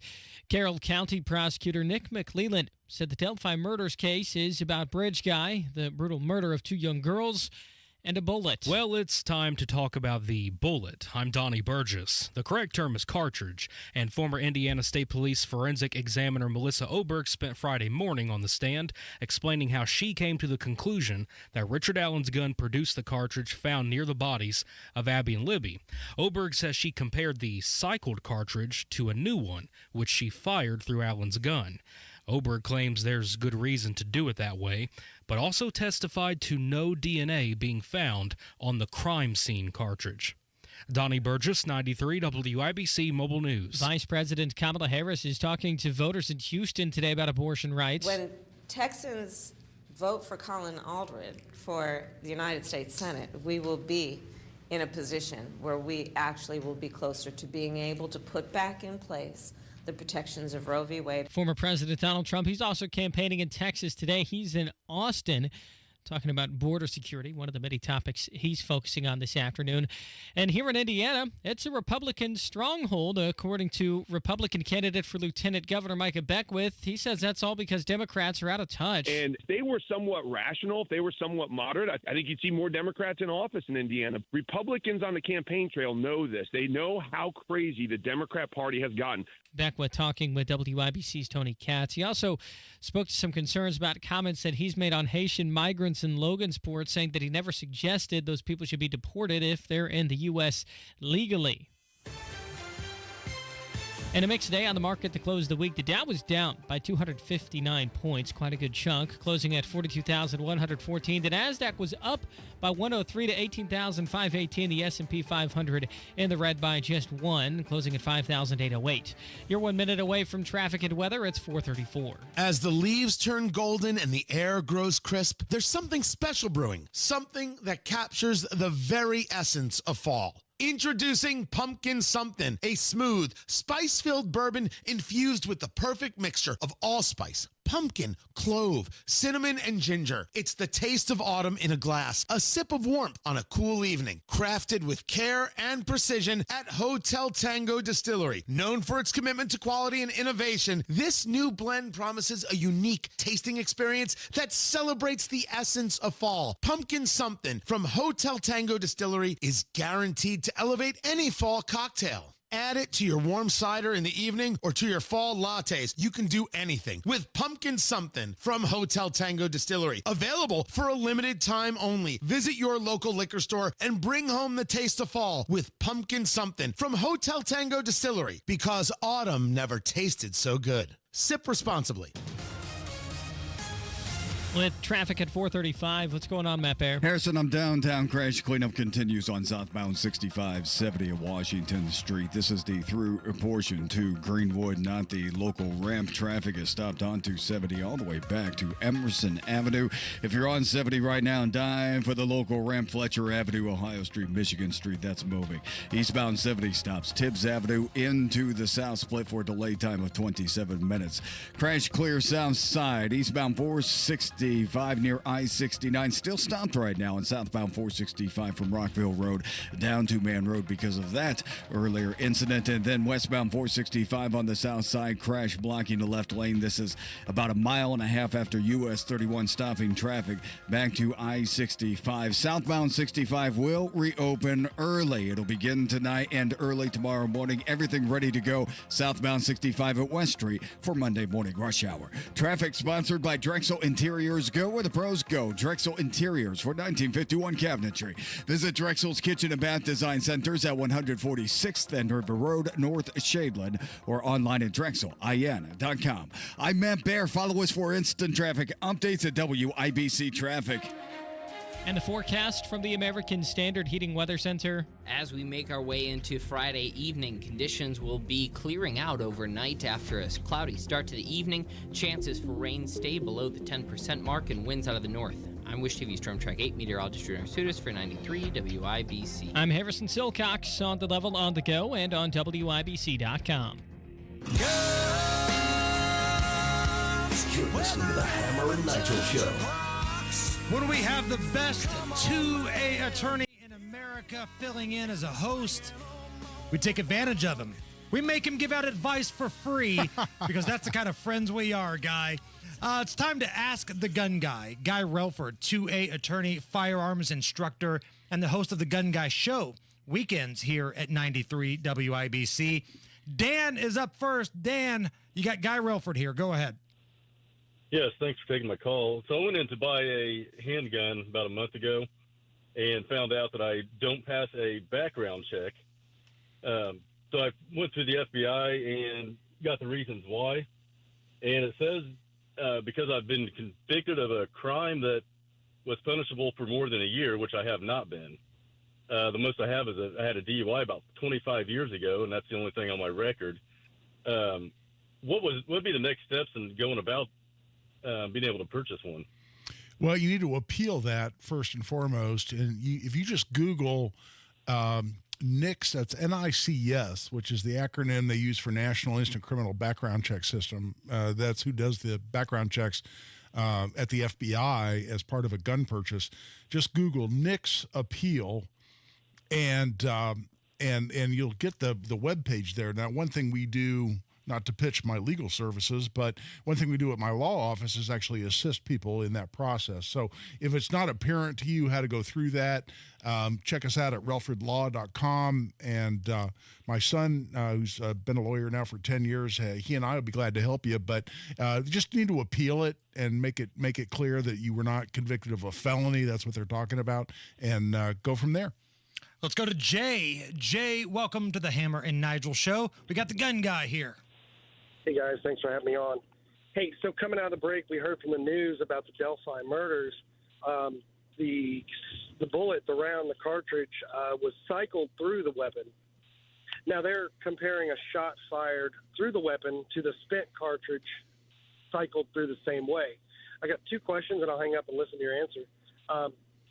Do they check that? Is it different when it's fired and it's cycled through the side of the top of the firearm? And also, would they grab the same make model of another firearm to see if just cycling it creates the same marks? And then obviously, when you fire a round, it creates different markings on the actual bullet, the round. But the cartridge itself, before this, I've never heard of cartridge being cycled, being left with marks. So thank you, guys. This is such a great question, and it actually parallels perfectly with what Jason and I were talking about off the air.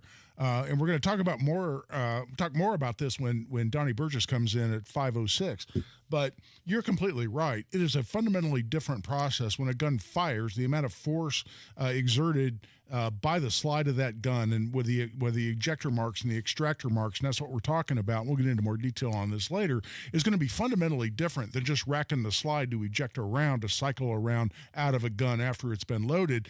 And all these different questions you had about have the appropriate comparisons have been made, were the appropriate levels of magnification used, were the appropriate number of iterations of ejecting and checking on different cartridges the same marks over and over again. Those are all the questions the defense team really needs to come in and ask in this same scenario. But you're asking all the right questions, and my personal belief is it would be fundamentally different in terms of the marks that a gun's going to leave on a cartridge. It's going to be fundamentally different between firing that gun and just cycling it through the gun. So you are dead on, and I think we'll see how good these defense lawyers and their experts are down there, because those are fundamentally important questions. And again, we're just in the infancy of this trial. Like, today is day 7. We got a long way to go. Let's go to Michael. Michael, we got Guy Relford here. Gentlemen, I just wonder, what's your suggestion tactically to deal with a carjacking? I don't want to drive around with my cig in my lap. Well, it's a great point. A lot of people like a cross-draw holster. In fact, they make cross-draw holsters specifically for carjacking scenarios. That's nice because the seatbelt doesn't interfere with it if you got it positioned correctly. And if you're right-handed drawing cross-draw, the gun is naturally oriented toward protecting yourself from the driver's side window, where a lot of carjackings are going to occur. So that's one scenario. I also like the availability of less lethal force, because carjackings can take a lot of different form. I mean, somebody does not necessarily sticking a gun in your face. It may be with a tire iron or a knife or whatever else. So I like keeping a collapsible baton and some OC spray, what a lot of people refer to as mace. This is a little more heavy duty than that, there in the map well of my driver's side door, so that I've got some less lethal means of dealing with a carjacker as well. But importantly, legally, Indiana says that you can use reasonable force, including deadly force, to defend yourself from an unlawful entry or attack on your occupied motor vehicle. That's referring specifically to a carjacking situation. It's broader than that, but it includes a carjacking situation, so that's important. But it's a great question. So I like a cross-draw holster. A lot of people spend a lot of time in cars, like taxi drivers or Uber drivers or others, delivery drivers, like a cross-draw holster. And then I'd also consider some less lethal means as well. I prefer a guillotine. Can I have a guillotine sitting next to me, Guy? And if he leans his head into my car, bada bing, bada boom, we cut that thing off. Yeah, I recommend a box truck where you can carry your guillotine around. But a guillotine sends the right message. It does. It really does. To other potential carjackers out there. I like the way you're thinking. You got a lot of cars to pick and choose from if you want to carjack somebody. but you'll think twice about the guy that's got a guillotine over there. You betcha. We have another Michael standing by. Welcome to the Hammer and Nigel show. Guy Relford's here. Hey, guys. How's it going? Good. I got a question for you guys. Well, first off, I want to say thank you, Guy Relford, for your services. I want to say a couple of years ago, helping reinstate my rights. Oh, awesome. Well, congratulations on getting that done, and thank you for that comment. I was absolutely happy to help. Yeah, so my question is, in my county, down in Bartholomew County, there's no leash laws when walking your dog. They just have to be on voice command. One time I was at the park walking my dog, and some guy, she wasn't more than 5 to 10 feet away from me, my dog, but as the guy came closer to pass us on the sidewalk, he pulls a nightstick out and, extends it, extends it. Does that qualify for, I want to say, brandishing, not pulling it out and pointing it at him, but... And I'm sorry, he pulled a firearm out? No, a nightstick. He pulled a nightstick. Oh, a nightstick. Flung it out and extended it like he was about a collapsible baton. I hear what you're saying. So so he was concerned about your dog, so he pulled a collapsible baton out and extended it. Right. Okay. Yeah. No, there's no criminal offense associated with that. Even with respect to firearms, we don't have a brandishing law in Indiana, and there wouldn't be anything that would apply to that situation. In fact, I kind of like the way the guy's thinking, and I'm not saying you did anything wrong or your dog did anything wrong. That's not my point at all. But, expandable baton is a great way of dealing with aggressive dogs. My wife and I walk a lot. We will bicycle a lot. And expandable baton is a great way of dealing with an aggressive animal where you don't have to worry about actually pulling a gun and firing a shot in a potentially populated area. So no, I don't see any crime associated with that. In fact, it's really not a bad way to go if you're concerned about an aggressive animal. All right, got to take a break right here, but we've got John, Nate, and Rick all standing by. You guys stay on hold. We'll get you on the backside. We're doing a round of Ask the Gun Guy. Guy Relford's here. It's the Hammer and Nigel show. Have you heard about this guy, Donald Rainwater? I sure have. Guy was a deadbeat dad. Total loser.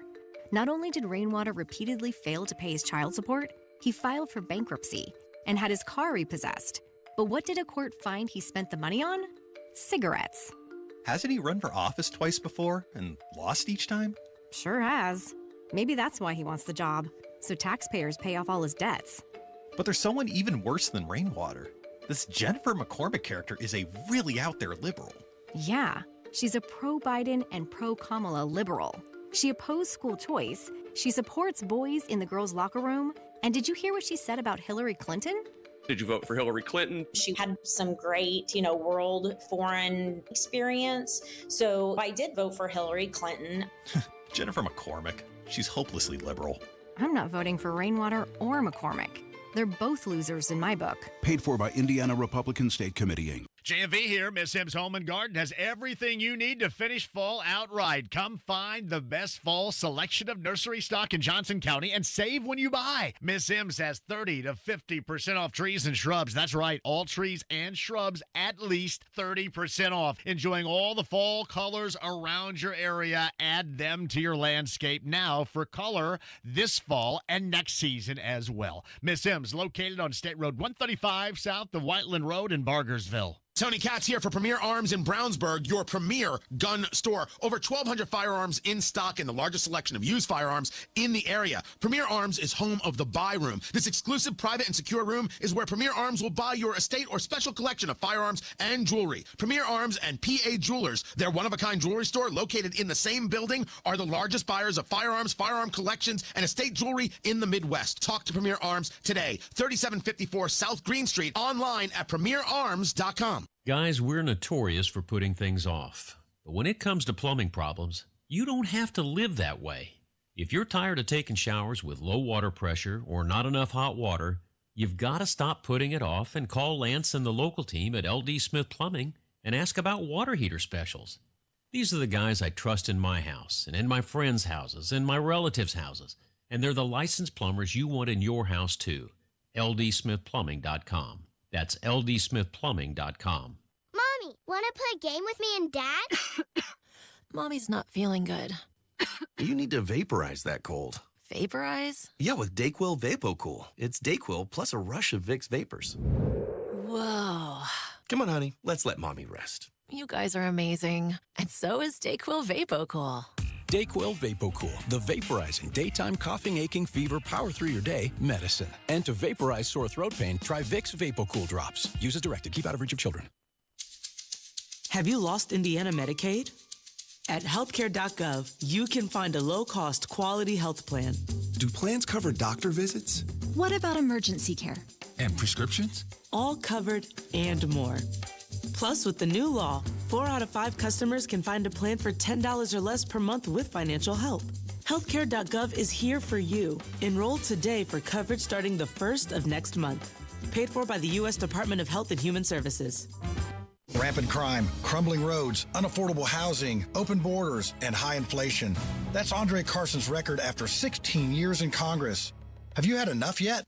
It's time for John Schmitz, an Indy native who's working for safe streets, an end to inflation, and a bright future for Indy. John Schmitz has the experience, creativity, and energy to tackle the issues holding back Indianapolis. Help make Schmitz happen. Vote John Schmitz for Congress. Learn more at johnschmitzforcongress.com. I'm John Schmitz. I approve this message, paid for by Schmitz for Indiana. This is Danny Reinhardt with Reinhardt Heating and Cooling. Give us a call for any of your heating and cooling needs. We're here to serve you. 317-745-4526. Reinhardt is your trusted local independent American Standard Air dealer. Go where the pros go. Drexel Interiors for 1951 cabinetry. Visit Drexel's Kitchen and Bath Design Centers at 146th and River Road, North Shadeland, or drexelin.com. You want to listen all day to WIBC, but you don't always have time. Don't worry. There's a podcast for that. The WIBC Mashup. Daily highlights from your favorite hosts, Tony Katz, Kendall and Casey, and Hammer and Nigel. Subscribe wherever you get your podcasts. Matt Baer, what's up? Downtown crash cleanup continues. Southbound 6570 in Washington. 2 right lanes are blocked. We are stopped back to Arlington Avenue for a 37-minute delay. Southbound 65 stop and go from 21st Street to the closure at West Street. By the way, southbound 65 reopening several days early. It'll be ready for Monday morning rush hour. Eastbound 70 stop and go. Holt Road into the south split. South side crash. Westbound 465 between 31 and Harding. Right now, 2 right lanes are blocked, stopping us back to I-65, and eastbound also stopped before I-69 over to US 31. Traffic sponsored by Drexel Interiors. Go where the pros go. Drexel Interiors for 1951 cabinetry. Visit Drexel's Kitchen and Bath Design Centers at 146th and River Road, North Shadeland, or online at drexelin.com. I'm Matt Baer. Follow us for instant traffic updates at WIBC Traffic. 73 at the American Standard Heating Weather Center. We're doing a round of Ask the Gun Guy. Your questions answered by the best damn 2A attorney in America. John is up next. John, welcome to the show. Hello, Guy.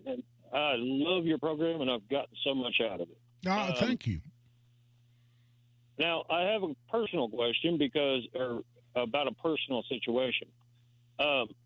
Somebody pulled into my backyard of my house, which I live in a private property, a large piece of property, and it was somebody that my wife knew to have an issue with, and she is known for violence. So my wife took a firearm outside with her to see why she was there. Upon getting next to the car and saying, "You're not welcome here," the cops were already on their way. Right? Who called the cops? Did you guys call the cops? No. The woman that she had issue, or the people in the car called the cops. Now, the firearm was not pointed at the person. It was pointed down towards the vehicle in front of my wife, but not pointed at them. So what happened here, John? We need to speed this up a little bit. Come on, John. Yeah. So they currently are charging her with intimidation with a firearm, which is a level 6 felony, and they will not let it go. Yeah, intimidation with a deadly weapon is actually level 5, and yeah, I mean, that's just going to be a factual situation. The best situation like that, somebody pulls up in your yard outside, you call the cops, you stay inside, have your guns ready in case you need them, but going out there with a gun, that can easily lead to that kind of a situation. Doesn't mean she's guilty, doesn't mean it wasn't a valid self-defense scenario, but that's exactly the kind of scenario I've defended I've got 3 or 4 pending right now. So that's what I would have expected her to be charged with. What county is this in? Jennings. Yeah, unfortunately, that's exactly what you expect in that situation. It shouldn't be that way in a lot of situations, and people get frustrated. But yeah, that's exactly it. And I assume you're represented. We don't need to get into this now, but unfortunately, the better scenario is to stay inside. You be the one to call police, and just be prepared to defend yourself if you need to. Let's go to Nate. Nate, we got about a minute left here. Rock and roll, Nate. All right, I'll make it quick. First of all, Guy, I don't know what your beef is with Little Debbie, but you need to fix that. Thank you. Damn right. My man, Nate. So I was hunting. I'm sorry. So I was hunting this last weekend. I shot a deer, and I was tracking this deer, and it went to somebody else's property. There was another person in a tree stand with a shotgun, and it's not gun season, so I don't know why he had a shotgun, but he started firing warning shots at me and hitting the trees around me. Oh, wow. So I've talked to the police about it, and they're dealing with it. But, I mean, in that situation, if you're firing warning shots and hitting trees 5 feet from me, is that, justifiable to fire? I mean, I have a crossbow, so, it's not much to a shotgun. No, I get it. I mean, would that warrant you defending yourself with deadly force? I mean, theoretically, if you reasonably believe that you need to use force, including deadly force, to protect yourself from serious bodily injury or death, then that's justified. But what we ought to be looking at here, if you said they were warning shots, so if you perceived them as warning shots and they wasn't actually shooting at you, then what that is still, though, is criminal recklessness with a deadly weapon, and that's still a crime. That's still a level 6 felony that, in my mind, this guy ought to be charged with. I would never in a million years be firing a gun anywhere near someone like that, whether in a hunting scenario or anything else, unless I'm actually justified using deadly force myself. All right, thank you guys so much for your calls. Coming up next, the best recap of the Delphi trial in Indianapolis happens at 5:06 every day on our show. Donnie Burgess from our WIBC newsroom, Guy Relford, myself. Buckle in, kids. We got a lot to talk about today. This is the Hammer and Nigel Show. Your business needs a network it can count on. Power's out. Comcast Business has you covered with Wi-Fi backup to help keep your business up and running, even when your power goes out. Everybody in the warehouse good? Lights are out, but the Wi-Fi's up. Let's power on. It's from the company with 99.9% network reliability. Break room, you good? Can't microwave my burrito, but Wi-Fi's fine. Let's power on. Power on with the leader in connectivity, Comcast Business, powering possibilities. Learn how to get Comcast Business Internet and Security Edge plus Wi-Fi backup for $59 a month for 12 months with a 2-year agreement when you add Comcast Business Unlimited Mobile. And ask how to get up to a $600 prepaid card with a qualifying gig bundle. Don't wait. Call or go online today. Ends 11/17/24. Restrictions apply. New customers only with 300 megabit per second internet, Security Edge, and Wi-Fi backup. Eco bill and auto pay required. Equipment, taxes, and fees extra and subject to change. Need a new work truck? Need a new fleet vehicle? Andy Moore Ford has got you covered. Over 800 new vehicles available on the lot, including the Super Duty trucks available starting only at $43,995. You've got F-150s, transit vans, the custom work vehicles for any industry, all built Ford tough, and Rangers with that all-new body style from only $36,995. And of course, you want the cool, fun stuff. They've got the Broncos, the Bronco Sports. I'm driving a Bronco. I own a Bronco Sport. And interest rates as low as 0% APR available on new Andy Moore Fords. And when you need service, Andy Moore Ford will come to you. Just schedule it online at andymoreford.com. They'll come pick up the vehicle, service it, and bring it back to you as good as new. Andy Moore Ford in Plainfield. Visit them on Main Street. Tell them Tony Cat sent you, or find them online at andymoreford.com. That's Andy Moore Ford, M-O-H-R. I love Andy. andymoreford.com. Hi, it's Bob with Royal Spa. Simply said, Royal Spa hot tubs are simply better. Custom engineered to last a lifetime and cost less to operate. That's simply better. Our water has 24-hour circulation, filtration, aeration, and purification. That's simply better water. Natural minerals to enhance water quality and safe to use with Epsom salts. That's simply better relaxation. Simply said, Royal Spa hot tubs are simply better. Royal Spa. We know to contact Indiana 811 at least 2 working days before every dig. But did you know spraying a white line around your digging area means utility flags will be placed only in that area? Fewer flags in the yard? Easier mowing? Everybody wins. Except for my kid. I don't want to mow the yard. Contact Indiana 811 and white line before every project. It's the only way to dig. Learn more at 811.safedigindiana.com. Sponsored by the Indiana Utility Regulatory Commission and aired by this station.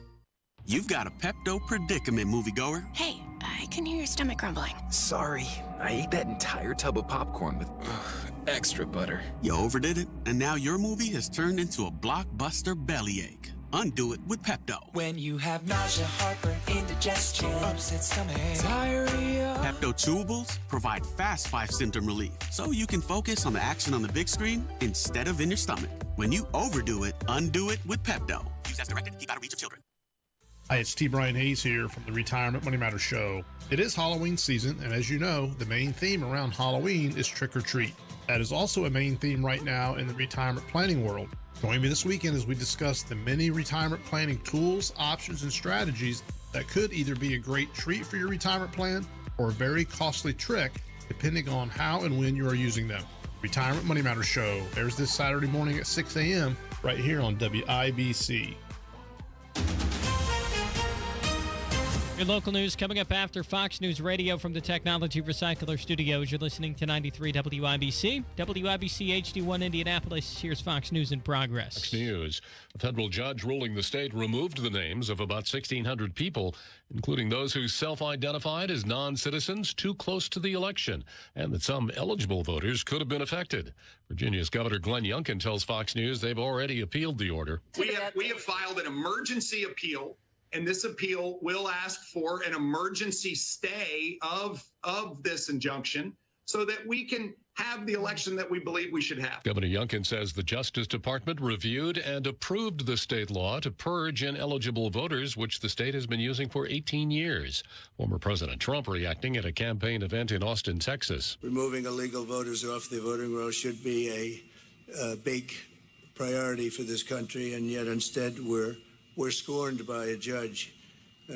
This is blatantly un-American, and it's election interference. Former president also taping the Joe Rogan podcast today, then headed to a campaign event tonight in Michigan. Vice President Kamala Harris has a campaign appearance in Texas this evening. Her speech in Houston will focus on the state's 6-week abortion ban.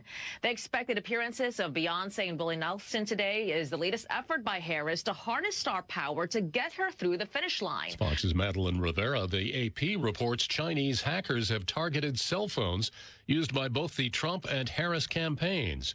The FBI says it's investigating the unauthorized access to commercial telecommunications infrastructure by actors affiliated with the People's Republic of China. Verizon says it's working to confirm, assess, and remediate any potential impact. Wall Street.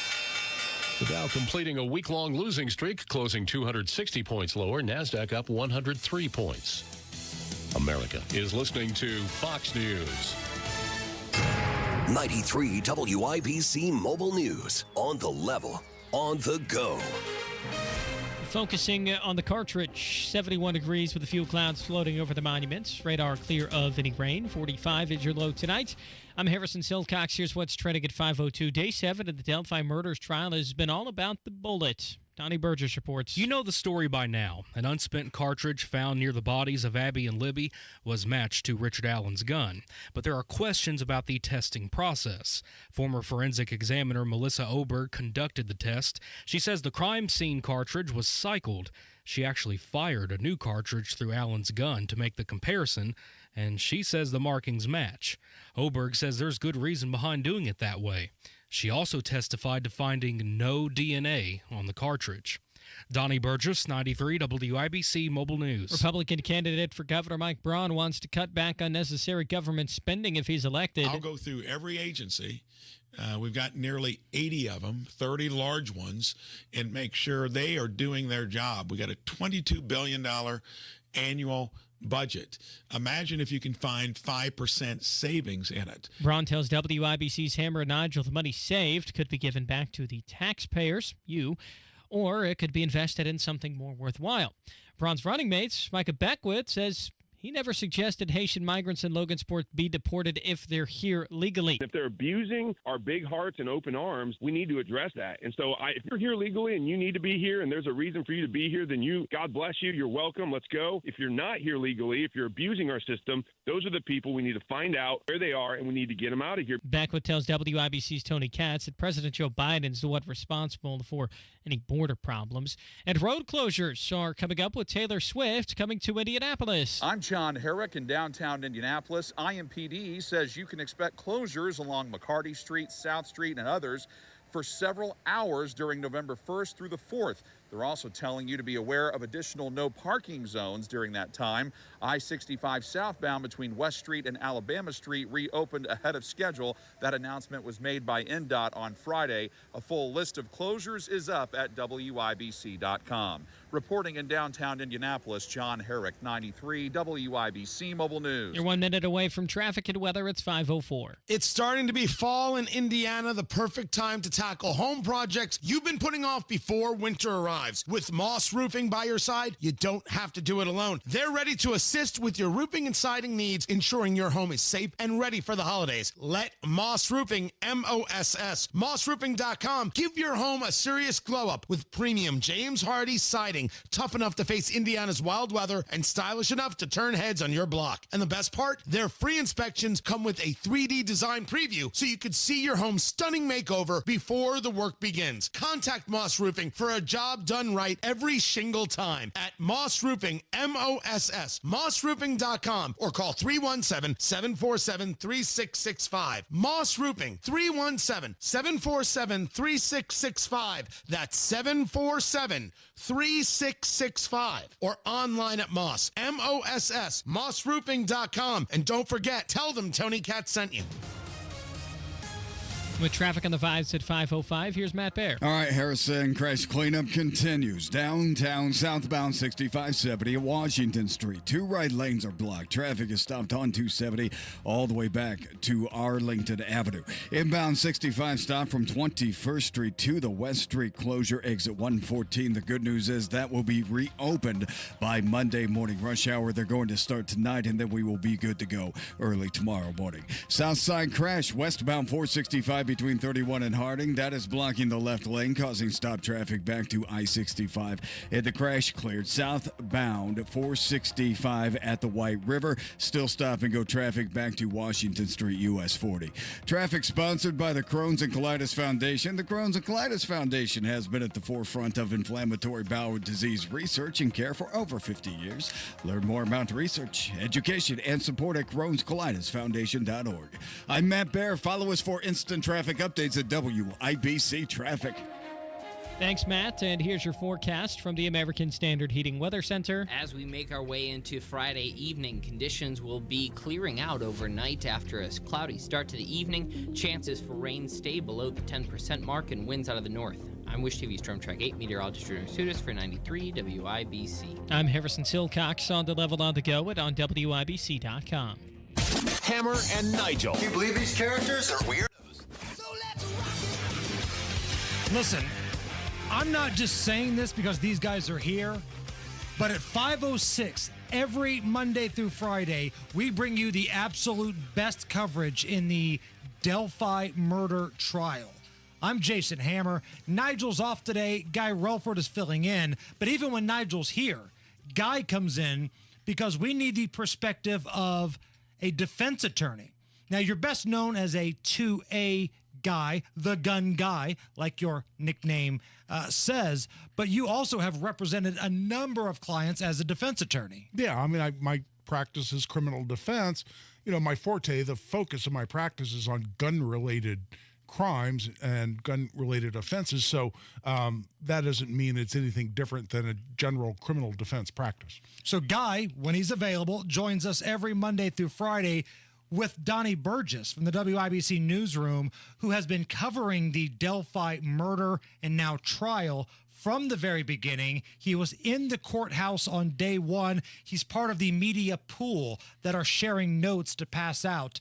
So, Donnie, let's get down to brass tacks here. Let's start with the morning session today.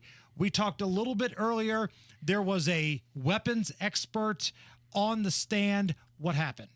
Yeah, so Melissa Oberg was a former firearms forensic expert for Indiana State Police. She's the one in 2022 who put several cartridges through testing to try and, get a match of, okay, which one, what gun matches, like, what gun could have produced the crime scene cartridge found near the bodies of Abby and Libby, and she's the one who concluded that it was to come from Richard Allen's gun, which was at the time the main piece of evidence that they were able to secure the search warrant and then the eventual arrest of Allen. So she's been on the stand all day long, and apparently from every word I've been receiving from the reporters, it has been an educational day on everything firearm related. So, Guy, this is kind of in your wheelhouse here. This firearms expert that the state brought up, she's basically explaining to the jury some of the verbiage, the terminology of what's going on here. And then ultimately, and Donnie, correct me if I'm wrong, she's able to break down why she can say that that cartridge that was found at the crime scene belongs to a weapon that was found at Richard Allen's apartment.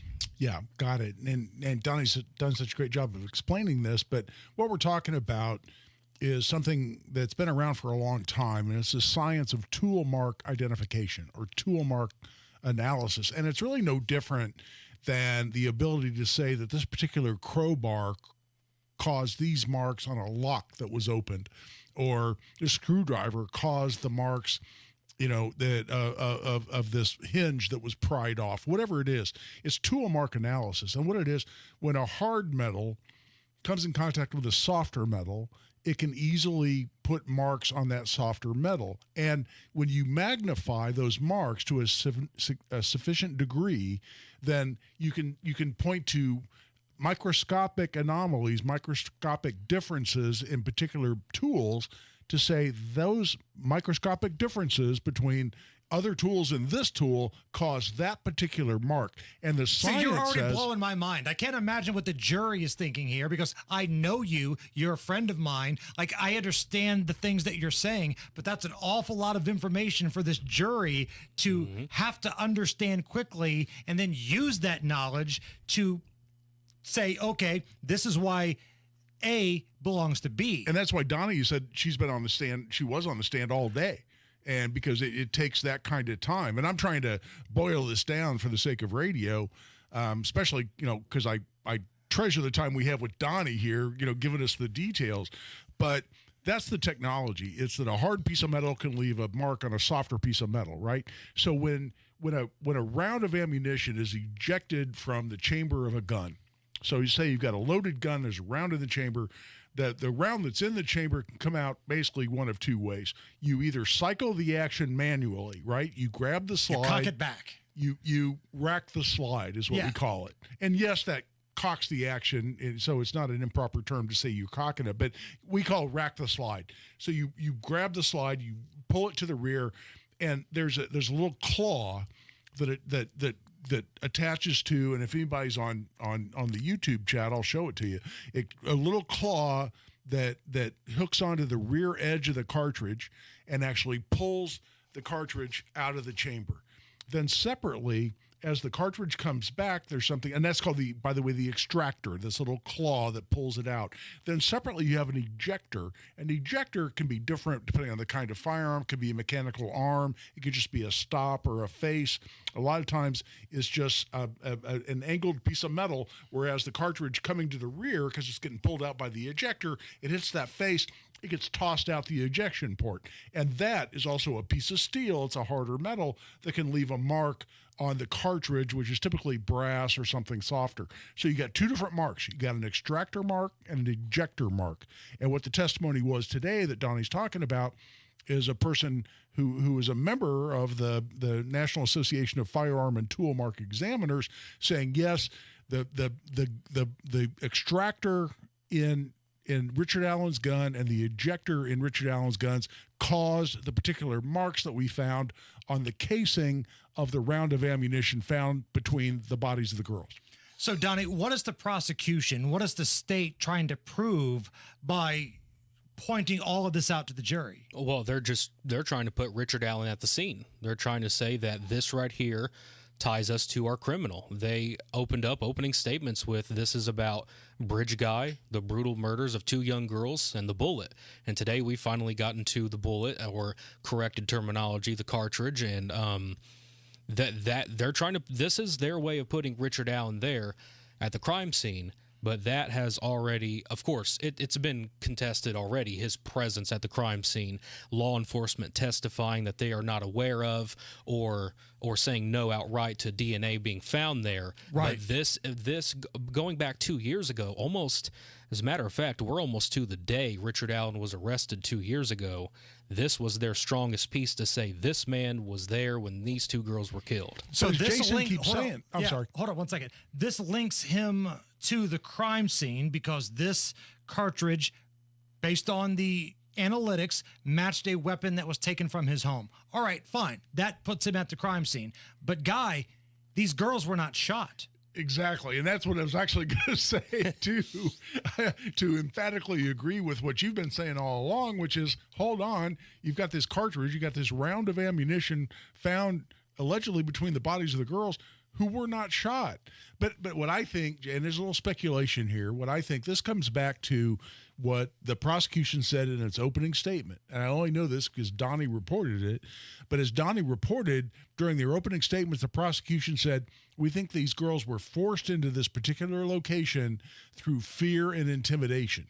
And I think what the prosecution's going to say is that he had them at gunpoint with this gun that, yes, was not used to actually murder the girls, but he was forcing them into this particular location. And at some point, in order to buttress, to reinforce the intimidation he was trying to use against the girls, he racked the action of the handgun. You know, like you see people do with pump action shotguns in movies. Hey, go over here. I'm serious, right? Right. And so I think what the prosecution's going to say is, hey, you know, do this, do that. And he racked the action on his handgun, inadvertently ejecting a round, which ended up at the crime scene. That's a little weird. I'm not sure why somebody would really do that, especially if you know anything at all about guns and you know there's a chambered round, you know you're going to kick a round out and that you're going to leave behind. So it doesn't make a lot of sense, but a lot of criminals do stupid things. And Donnie, correct me if I'm wrong here, but based on the pictures the jury and the court has seen, this was a pretty grisly, pretty bloody crime scene, right? Oh, absolutely. And these girls were stabbed across the neck, correct? Yeah, they used the word they were slit across the neck. So if I'm the defense attorney here, and again, I'm not, Guy, you are, so tell me if this makes any sense at all. I'm looking at the jury going, so the state of Indiana wants you to believe that my client, you know, I'm going to use the term, cocked his gun back, left a single cartridge at the crime scene, but there's no DNA anywhere. Not a single hair, not a single fingernail. With all of this blood, with this grisly stabbing of a crime scene, I'm expected to believe that there wasn't any DNA linking my client to that murder other than a cartridge that was found that links to his gun that does not have his fingerprints on it. Exactly. And I got to tell you, if there's a perfect medium for leaving a fingerprint behind, it's the soft brass cartridge shell casing. It's almost perfect for leaving a fingerprint. It's like a mirror or a glass window. It's smooth, it's round, it's metal, and it'll perfectly leave a fingerprint on it. And when you load a cartridge into a magazine of a semi-automatic gun, you typically do that by pushing it straight down into the magazine with what? The full face of your thumb. Right. And so it's the perfect place to leave a fingerprint. I have pulled cartridges out of guns that I've had stored at my house for long periods of time, and there's actually corrosion in the shape of a fingerprint from the oils on my hand that I left on that casing when I loaded the gun into the magazine. And that's when you know it's time to go recycle your ammo. But there are no fingerprints, no DNA. It raises almost more questions than it answers, Jason. Okay, so I saw Donnie's eyes light up right there. Let's take a little break. Let's go to Matt Baer in the traffic center. And on the backside of this break, Donnie, I'll let you respond to everything you just heard Guy say and the cross-examine that took place this afternoon. Matt Baer, what's going on? All right, Hammer downtown, southbound Downtown 6570 of Washington Street. It was a semi-crash involving more than one semi, blocking two right lanes as cleanup continues. Traffic is stopped all the way back to Arlington Avenue for a 41-minute delay from Arlington. Eastbound 70 stop-and-go traffic into downtown from the west side. Delay time is 19 minutes. South side westbound 465 crash clear after 31. Stop-and-go 265 at westbound 70 Hendricks County jammed up before State Road 267 for several miles. Consider using US 40 instead. Traffic sponsored by Train Heating and Cooling Systems. Train Heating and Cooling Systems are engineered to keep up with you. They run together. Visit traininfo.com to find your local independent Train dealer. It's hard to stop a train. I'm Matt Bear. Follow us for instant traffic updates at WIBC Traffic. All right, 72 at the American Standard Cooling Weather Center. We got a lot of conversations going off the air here between Guy and Donnie. We're going to have those on the air when we come back. Oh, man, good friends Spencer and company there at Thompson Furniture and Mattress in Columbus. Incredible sale going on right now. These sale prices are, we're talking back to like pre-pandemic prices, and it's not going to happen again. The sale, by the way, has been extended to Monday, November 4th. Everything from Lazy Boy, Smith Brothers, Bassett, and mattresses from Tempur-Pedic, Stearns, and Foster, and Sierra Sleep. Interest-free financing available and free delivery. Located in Columbus, Thompson Furniture and Mattress, owned and operated by the same Hoosier family since 1927. And when everybody else is raising up their prices, they still have free delivery and setup if you live within 75 miles of their store in Columbus. They take care of you guys. They take care of us here on the Hammer and Nigel show. So if you need a couch, a love seat, a mattress, you name it, Thompson Furniture and Mattress in Columbus is where you need to go. ThompsonFurniture.net. Tell them Hammer and Nigel sent you. It's the good food or the friendly mood. You can count on Indiana to never lose when it comes to tailgating. And we want to see you at every game. That's why Hubler's got you covered with the best warranty around. So kick off the season in a Hubler quality pre-owned vehicle. Choose from over 2,000 Chevys, Fords, GMCs, Buicks, Nissans, Acuras, Mazdas, Hondas, and many more. All makes and models. Certified. Luxury.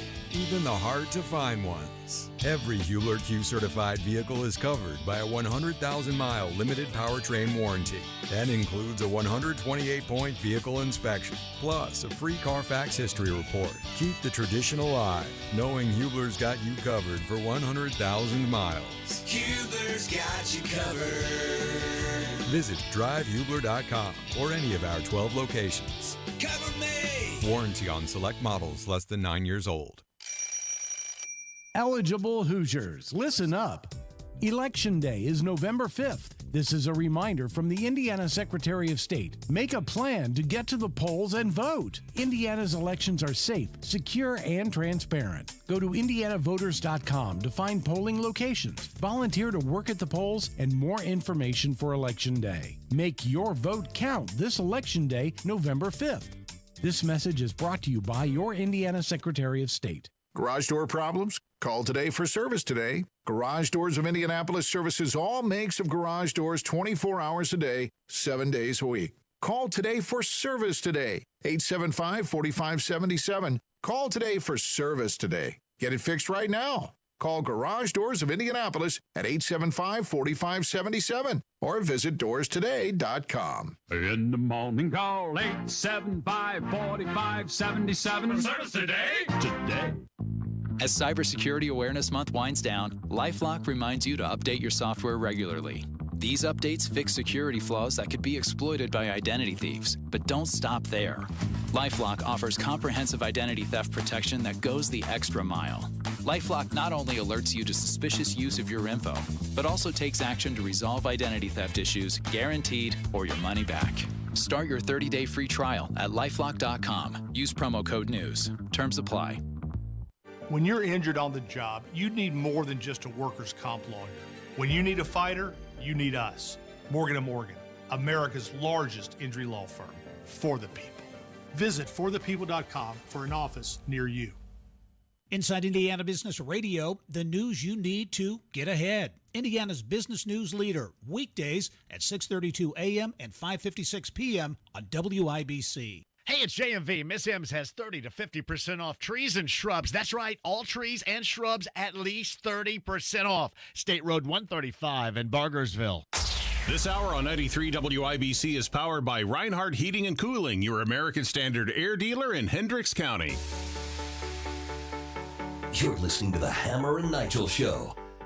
So earlier, we were talking about how a firearms examiner, somebody with a very extensive resume, was able to conclude that the cartridge found at the crime scene belonged to a weapon that was taken from Richard Allen's house. And we had a lot of conversation about it before we went to the break. It looked like Donnie Burgess's head was about to spin around like Beetlejuice in regards to something that Guy said. Donnie, go ahead. Yeah, so Guy was talking about the condition of a cartridge, how it's so perfect to leave over DNA or a fingerprint or, you know, the corrosion that would build thereafter. And during cross-examination with Brad Rosie and Melissa Oberg, the former forensics firearm expert for the Indiana State Police, she talked about the condition of that cartridge found at the crime scene, and she testified to finding out that there was no apparent biological leftovers or DNA on it, and that it was in pretty good condition, not a lot of corrosion at all. And so that stuck out to me of like, okay, then what is there to take away from that, especially the DNA part? Again, right, if there's no DNA on that, and again, knowing how you have to load those things up, if there's no DNA on that, and no fingerprint. And this may actually tie into what you were just saying to me off air, that now that I understand what you were saying, I think might be important to bring up for the show about the magazines loaded with different ammunition. Well, yeah, and I'm just taking this from information that Donnie got from the reporter pool, but she said that this examiner, this expert, said she was given 2 magazines purportedly from Richard Allen's gun, that both magazines were full of 40 caliber Blazer cartridges. Blazer with a Z is a brand name. It's a manufacturer. And then there was also then this one Winchester 40 caliber cartridge that was found at the scene. And my question is, why would the guy's magazines be full of 40 caliber ammunition from one manufacturer and there just be this one round from a different manufacturer that was found at the scene? And okay, they want to say it was cycled through the gun. Well, who's to say it was cycled through the gun by Richard Allen if that's not the same manufacturer of the ammunition that was found in the magazines of his gun? So this whole cycling thing, right? The examiner says that cartridge found at the crime scene was cycled through a gun. Yep. And so when she's testing new cartridges, you know, to try and get tool markings that are consistent, apparently she tested a few and those were cycled and they were not producing the significant markings that were match up. Then she finally fired the gun and that produced a tool marking that was pretty close. And Brad Rosie says, okay, numerous times he says, those are not the same thing. And she says, I do not consider them different. They just didn't mark as well. The mechanism, they're loaded in the same way. The difference between cycling and firing is just it has a different pressure. This is what she says. But that's huge. That is huge, because let's understand what we're talking about here. Cycling is when you have a round in the chamber of your gun and you rack the slide manually, right? You put a hand over the slide, you pull it back, you let it go, that ejects a round out of the chamber. The amount of PSI, the amount of pressure that's exerted in that situation is some small percentage to the pressure, the forces that are applied when you pull the trigger and that gun goes off after the burning of the gunpowder in that cartridge. And the fact that she couldn't get any decent markings by simply cycling the gun manually and had to fire it to get decent markings, and then she's going to turn around and say, but that matches the markings that apparently was only done by cycling at the crime scene, because the cartridge wasn't fired. So by definition, it had to be removed from the gun by simply racking the action or cycling the gun. How can she say, I mean, again, I wasn't in the courtroom. Maybe there's an explanation, but how can she say that she had to fire the gun to get decent comparison markings, but the same markings were left by Richard Allen when he simply cycled the gun at the crime scene? I want to hear an answer to that question.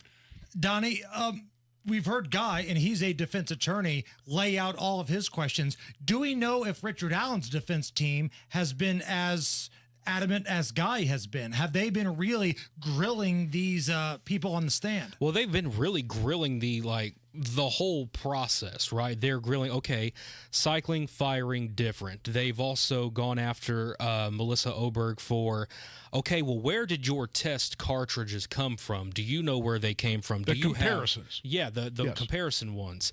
Do you know, because she makes a point earlier in the morning to say that sometimes markings could be left in the manufacturing process, so that I don't know if the word would be maybe tainted beforehand, But could be, again, I'm not a lawyer, but could be, always seems like that's good news for the defense, right? Because if there's a question of doubt, then that favors the defense. Yeah, what's the trial about, right? Reasonable doubt. But Rosie continues, okay, is it possible that Allen's gun condition could have produced different markings in 2017 and 2022? She says, can't say, but there should be similarities. And it just keeps going like this forever and ever. And eventually, at one point, Rosie asks, okay, so is it fair to you if the jury makes up its own mind with, the photos included in this report that we are currently displaying and talking about? She says, yes. The state objected. The judge sustained that. Then finally they get down to okay, what about if you have experts disagreeing, someone above you disagrees? She claims no one's ever disagreed with her in her entire career. And so he's like, okay, well, how would you settle that? What if someone doesn't agree with that? And he goes, to me, it just looks like at the end of the day, this is all subjective. And she countered with, well, I don't know how you objectively measure subjectivity. So where I'm going with everything I just said is I can't really tell if it's a W or an L for the state or defense. But again, no DNA is what we have come back to. I won't be redundant here, but if I was the defense attorney in this trial, I would have hit this three different ways. I would have said, you're telling me that you couldn't get sufficient markings on this gun by simply cycling it manually, and you had to fire the gun to get comparison markings. But the contention of the state is that Richard Allen put identifiable markings on the gun by merely cycling it, which you couldn't reproduce in your laboratory. And she would be forced to answer yes to that question, and that's, boom, reasonable doubt. Now, there may be something I'm dramatically missing in this scenario, and there's some answer to that question, but what I'm hearing right now, there's no answer to that question, and that puts reasonable doubt on this whole analysis. Guy, Donnie, over the weekend, will we still have updates online at WIBC.com? Absolutely.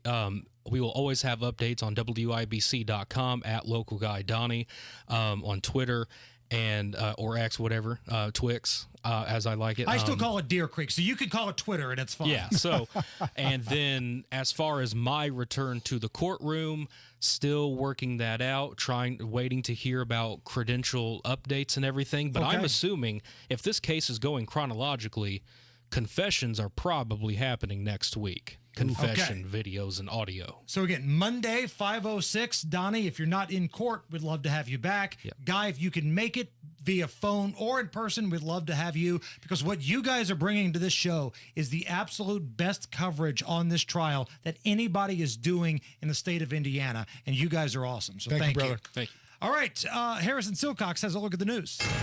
93 WIBC Mobile News. On the level, on the go. It wasn't enough. Cloudy, 71 degrees downtown. Nothing to worry about when you check the radar. Low of 45 expected tonight. I'm Harrison Silcox. Here's what's trending at 5:32. You might have gotten some rain this morning. Mike Ryan with the National Weather Service says most places only got about a quarter of an inch. Really not going to put a dent in our overall dry conditions at this point. Ryan says frost is possible to settle in tonight. He says you can expect temperatures possibly in the 80s next week. Carroll County Prosecutor Nick McClelland said the Delphi murders case is about a bridge guy, the murder of two young girls, and a bullet. Well, it's time to talk about the bullet. I'm Donnie Burgess. The correct term is cartridge, and former Indiana State Police forensic examiner Melissa Oberg spent Friday morning on the stand explaining how she came to the conclusion that Richard Allen's gun produced the cartridge found near the bodies of Abby and Libby. Oberg says she compared the cycled cartridge to a new one, which she fired through Allen's gun. Oberg claims there's good reason to do it that way, but also testified to no DNA being found on the crime scene cartridge. Donnie Burgess, 93 WIBC Mobile News. Kamala Harris's work on securing the southern border has been subpar at best, according to former President Donald Trump. Which under Kamala Harris has been turned into ground zero for the largest border invasion in the history of the world. Trump's campaigning in Austin today after stopping through Arizona yesterday. The vice president's also in Texas talking with voters in Houston. One of the highest priorities for the American people right now is bringing down cost, and that is the priority of my agenda and will be the priority of my work when I'm elected President of the United States. My priority includes fighting for our democracy, including fighting for the freedom of people to make decisions about their own body. Election day is coming up, November 5th. Mike Braun has a plan to save taxpayer dollars. It includes a checkup on every government agency and cutting back any spending that he deems to be unnecessary. That creates $1 billion of savings. Look how you can return some of that to the taxpayer or invest it in some good ROI that the state needs to do better at. The Republican candidate for governor tells WIBC's Hammer Nigel he wants to spend his first days in office following that exact plan. And road closures are coming up with Taylor Swift on her way to the Circle City. I'm John Herrick in downtown Indianapolis. IMPD says you can expect closures along McCarty Street, South Street, and others for several hours during November 1st through the 4th. They're also telling you to be aware of additional no parking zones during that time. I-65 southbound between West Street and Alabama Street reopened ahead of schedule. That announcement was made by NDOT on Friday. A full list of closures is up at WIBC.com. Reporting in downtown Indianapolis, John Herrick, 93 WIBC Mobile News. The traffic at 535. What's going on, Matt Bear? Harrison crash cleanup continues. Multiple semis involved. It's southbound 6570 of Washington downtown. 2 right lanes are blocked, and traffic is jammed up on the way back to Emerson Avenue. Right now, delayed time is 41 minutes. Looking at the east side, southbound 465 stop and go from 72 south at Shadeland Avenue, Hendricks County, westbound 70. Crash almost 3 miles after State Road 267. We are backed up just about to Ronald Reagan Parkway. Use US 40 instead. And then southbound 465 on the southwest side, stop and go traffic from Sam Jones Expressway to the White River. Traffic sponsored by Drexel Interiors. Go where the pros go. Drexel Interiors for 1951 cabinetry. Visit Drexel's Kitchen and Bath Design Centers at 146th and River Road, North Shadeland, or online at drexelin.com. I'm Matt Bear. Follow us for instant traffic updates at WIBC Traffic.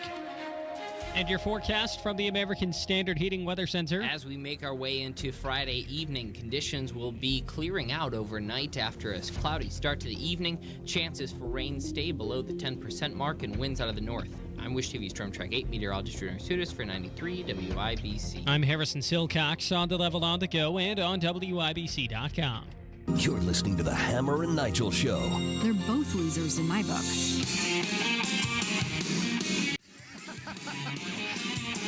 Was that the soundbite, Allison, from the Republican commercial that's ripping on McCormick and Rainwater? You know it, loser. Well done. Well done.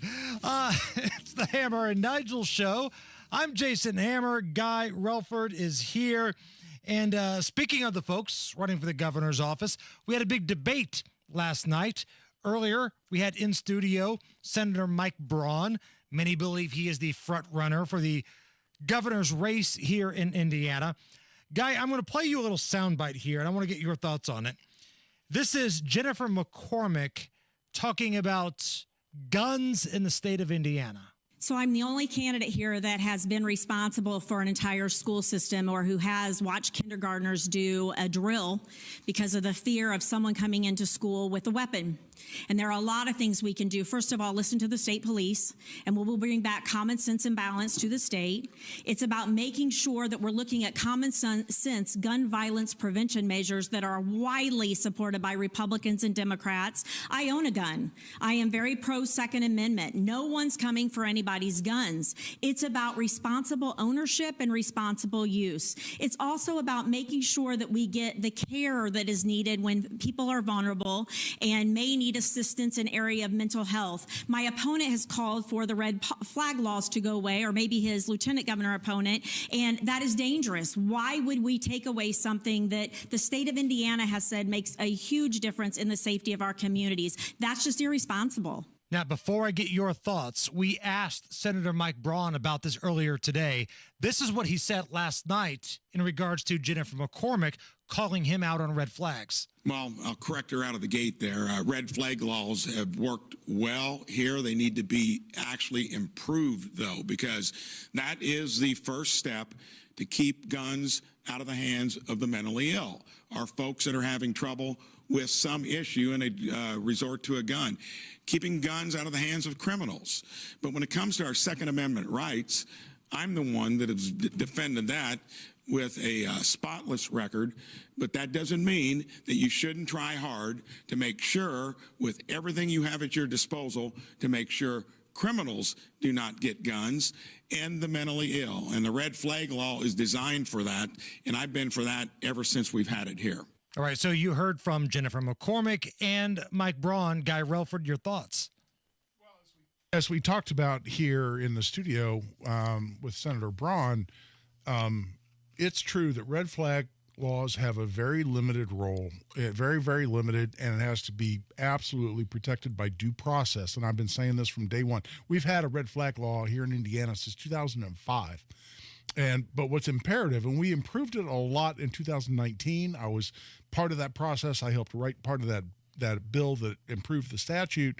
But there's a lot more that we can do to inject due process into the whole red flag statute. For instance, today, Jason, do you know if you get red flag, your neighbor just picks up the phone and says, Jason was out in the yard waving his AR-15 around saying he was going to kill everybody in the neighborhood, and it's completely false. They just made it up because they're angry about where you put your trash cans when you put your trash cans Maybe out. they don't like my radio show, so they make a bunch of crap up. There you go. That's more likely. And so, not that people don't like your radio show. Thanks for saying we suck, Guy. Jeez.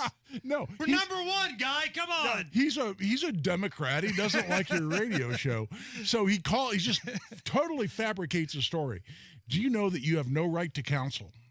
If they start red flag proceedings saying, based on a completely false allegation that you were waving your gun around, threatening everybody in the neighborhood, it's just fabricated. You have no right to a lawyer in that. Do you know, okay, you hire me, we go in, we kick their ass, you win your red flag case, and it's dismissed. Do you know that there's right now no way to expunge that off your record? That if somebody does a background check on Jason Hammer 10 years from now, as far as, when you're going to CNN, okay, well, maybe not.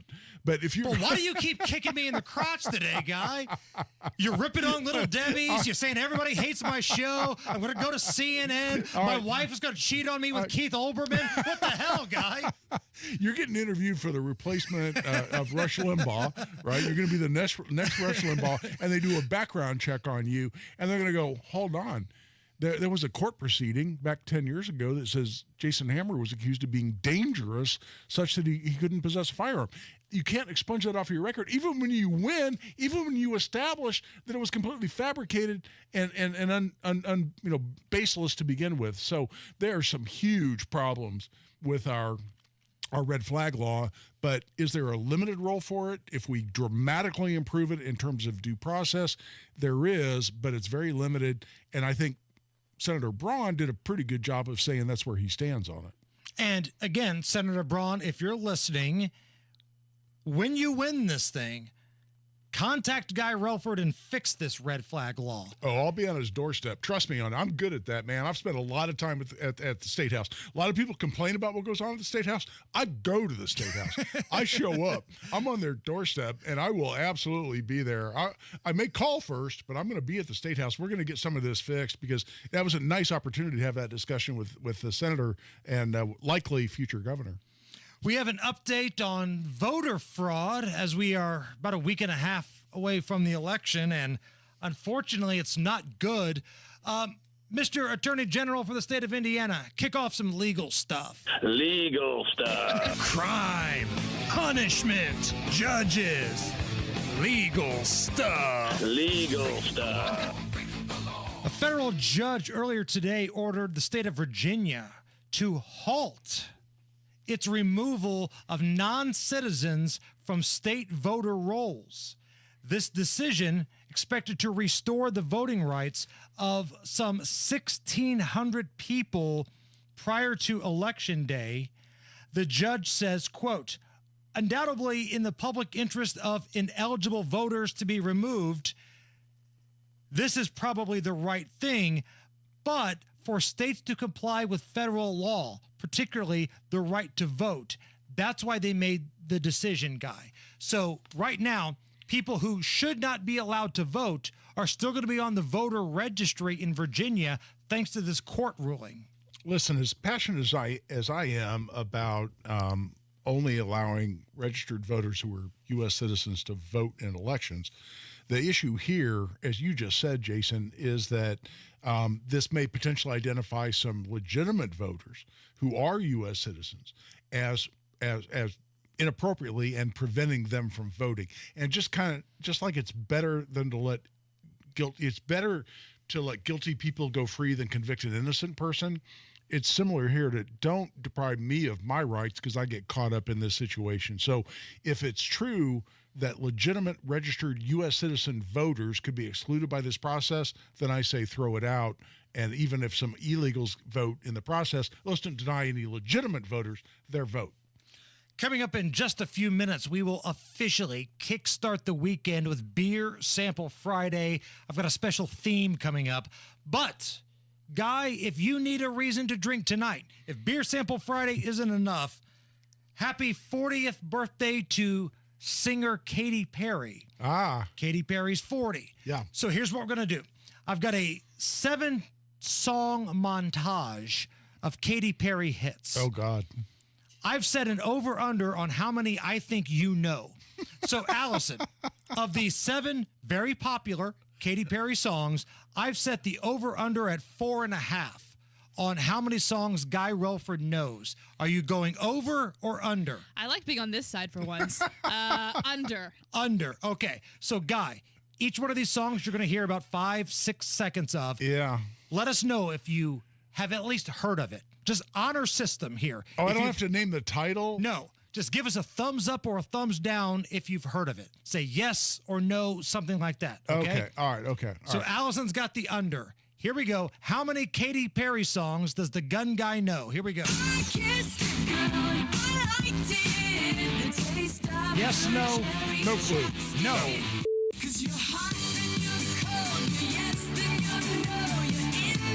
Anything? Yes. No, I've heard that one. 101. No, I've heard that one. You know this one, right? Oh, yeah. You're an American. Firework? No idea. Good for me. Anything? No. I like this game now. I think I know where we're heading here, Allison. Yeah. Teenage Dream by Katy Perry. All right. No idea. Allison's bobbing her head. No. No. No.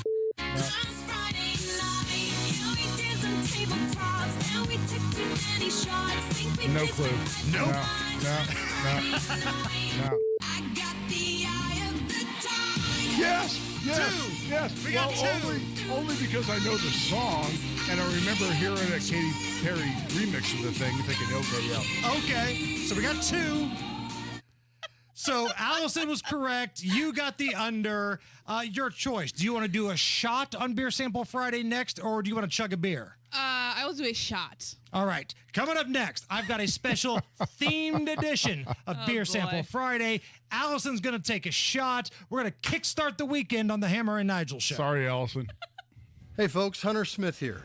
I spent every fall from my childhood until my days in the NFL on the gridiron. Football gave me the chance to attend Notre Dame and go on to win a Super Bowl with the Indianapolis Colts.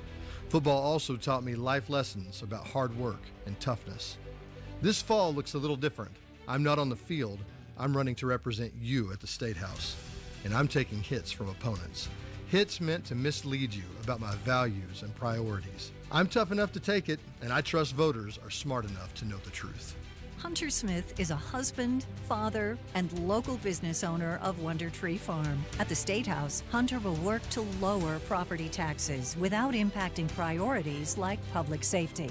The Indiana State Police Alliance and Fraternal Order of Police endorse Hunter Smith, and Hunter will always empower parents to choose the best education for their kids. Vote Hunter Smith for state representative. Paid for by Hunter Smith for Indiana. Need a new work truck? Need a new fleet vehicle? Andy Moore Ford has got you covered. Over 800 new vehicles available on the lot, including the Super Duty trucks available starting only at $43,995. You've got F-150s, Transit vans, the custom work vehicles for any industry, all built Ford tough, and Rangers with that all-new body style from only $36,995. And of course, you want the cool fun stuff. They've got the Broncos, the Bronco Sports. I'm driving a Bronco. I own a Bronco Sport. And interest rates as low as 0% APR available on new Andy Moore Fords. And when you need service, Andy Moore Ford will come to you. Just schedule it online at andymoreford.com. They'll come pick up the vehicle, service it, and bring it back to you as good as new. Andy Moore Ford in Plainfield. Visit them on Main Street. Tell them Tony Cat sent you, or find them online at andymoreford.com. That's Andy Moore Ford, M-O-H-R. andymoreford.com. Mommy, want to play a game with me and Dad? Mommy's not feeling good. You need to vaporize that cold. Vaporize? Yeah, with Dayquil VapoCool. It's Dayquil plus a rush of Vicks vapors. Whoa. Come on, honey. Let's let Mommy rest. You guys are amazing. And so is Dayquil VapoCool. Dayquil VapoCool, the vaporizing daytime coughing, aching, fever, power through your day medicine. And to vaporize sore throat pain, try Vicks VapoCool drops. Use as directed. Keep out of reach of children. Have you heard about this guy, Donald Rainwater? I sure have. Guy was a deadbeat dad. Total loser. Not only did Rainwater repeatedly fail to pay his child support, he filed for bankruptcy and had his car repossessed. But what did a court find he spent the money on? Cigarettes. Hasn't he run for office twice before and lost each time? Sure has. Maybe that's why he wants the job, so taxpayers pay off all his debts. But there's someone even worse than Rainwater. This Jennifer McCormick character is a really out there liberal. Yeah, she's a pro-Biden and pro-Kamala liberal. She opposed school choice, she supports boys in the girls' locker room, and did you hear what she said about Hillary Clinton? Did you vote for Hillary Clinton? She had some great, world foreign experience. So I did vote for Hillary Clinton. Jennifer McCormick, she's hopelessly liberal. I'm not voting for Rainwater or McCormick. They're both losers in my book. Paid for by Indiana Republican State Committee, Inc. Go where the pros go. Drexel Interiors for 1951 cabinetry. Visit Drexel's Kitchen and Bath Design Centers at 146th and River Road, North Shadeland, or drexelin.com. Some people just know you could save money on car insurance by checking Allstate first. So what are you waiting for? Check Allstate first for a quote today. You're in good hands with Allstate. This is Danny Reinhardt with Reinhardt Heating and Cooling. Give us a call for any of your heating and cooling needs. We're here to serve you. 317-745-4526. Reinhardt is your trusted local independent American Standard Air dealer. Never miss your favorite shows on WIBC. Get your content to go.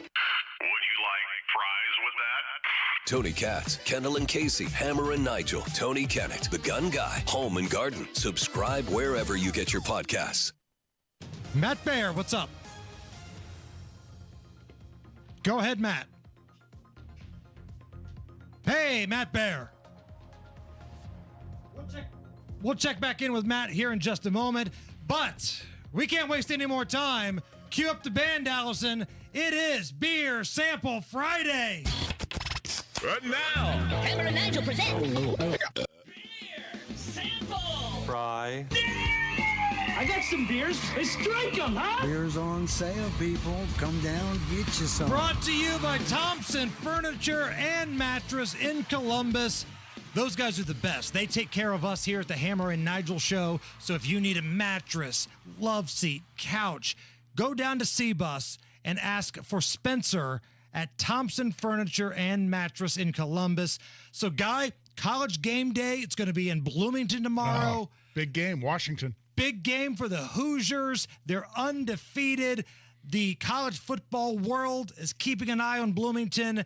And what is in your hand, my friend? This is the coolest thing I've ever seen. It is, and I'll show it to the YouTubers, Hoosier Game Day Lager, but it's got the classic Hoosier pinstripes, just like the famous sweatpants that the basketball team wears out onto the field. Upland Brewing Company, baby. Upland Brewing Company. It's the coolest thing ever.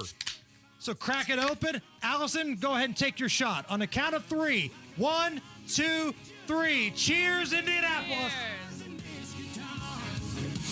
The weekend is underway. That was good. Guy Relford's in for Nige. This is the Hammer and Nigel Show. Come on back.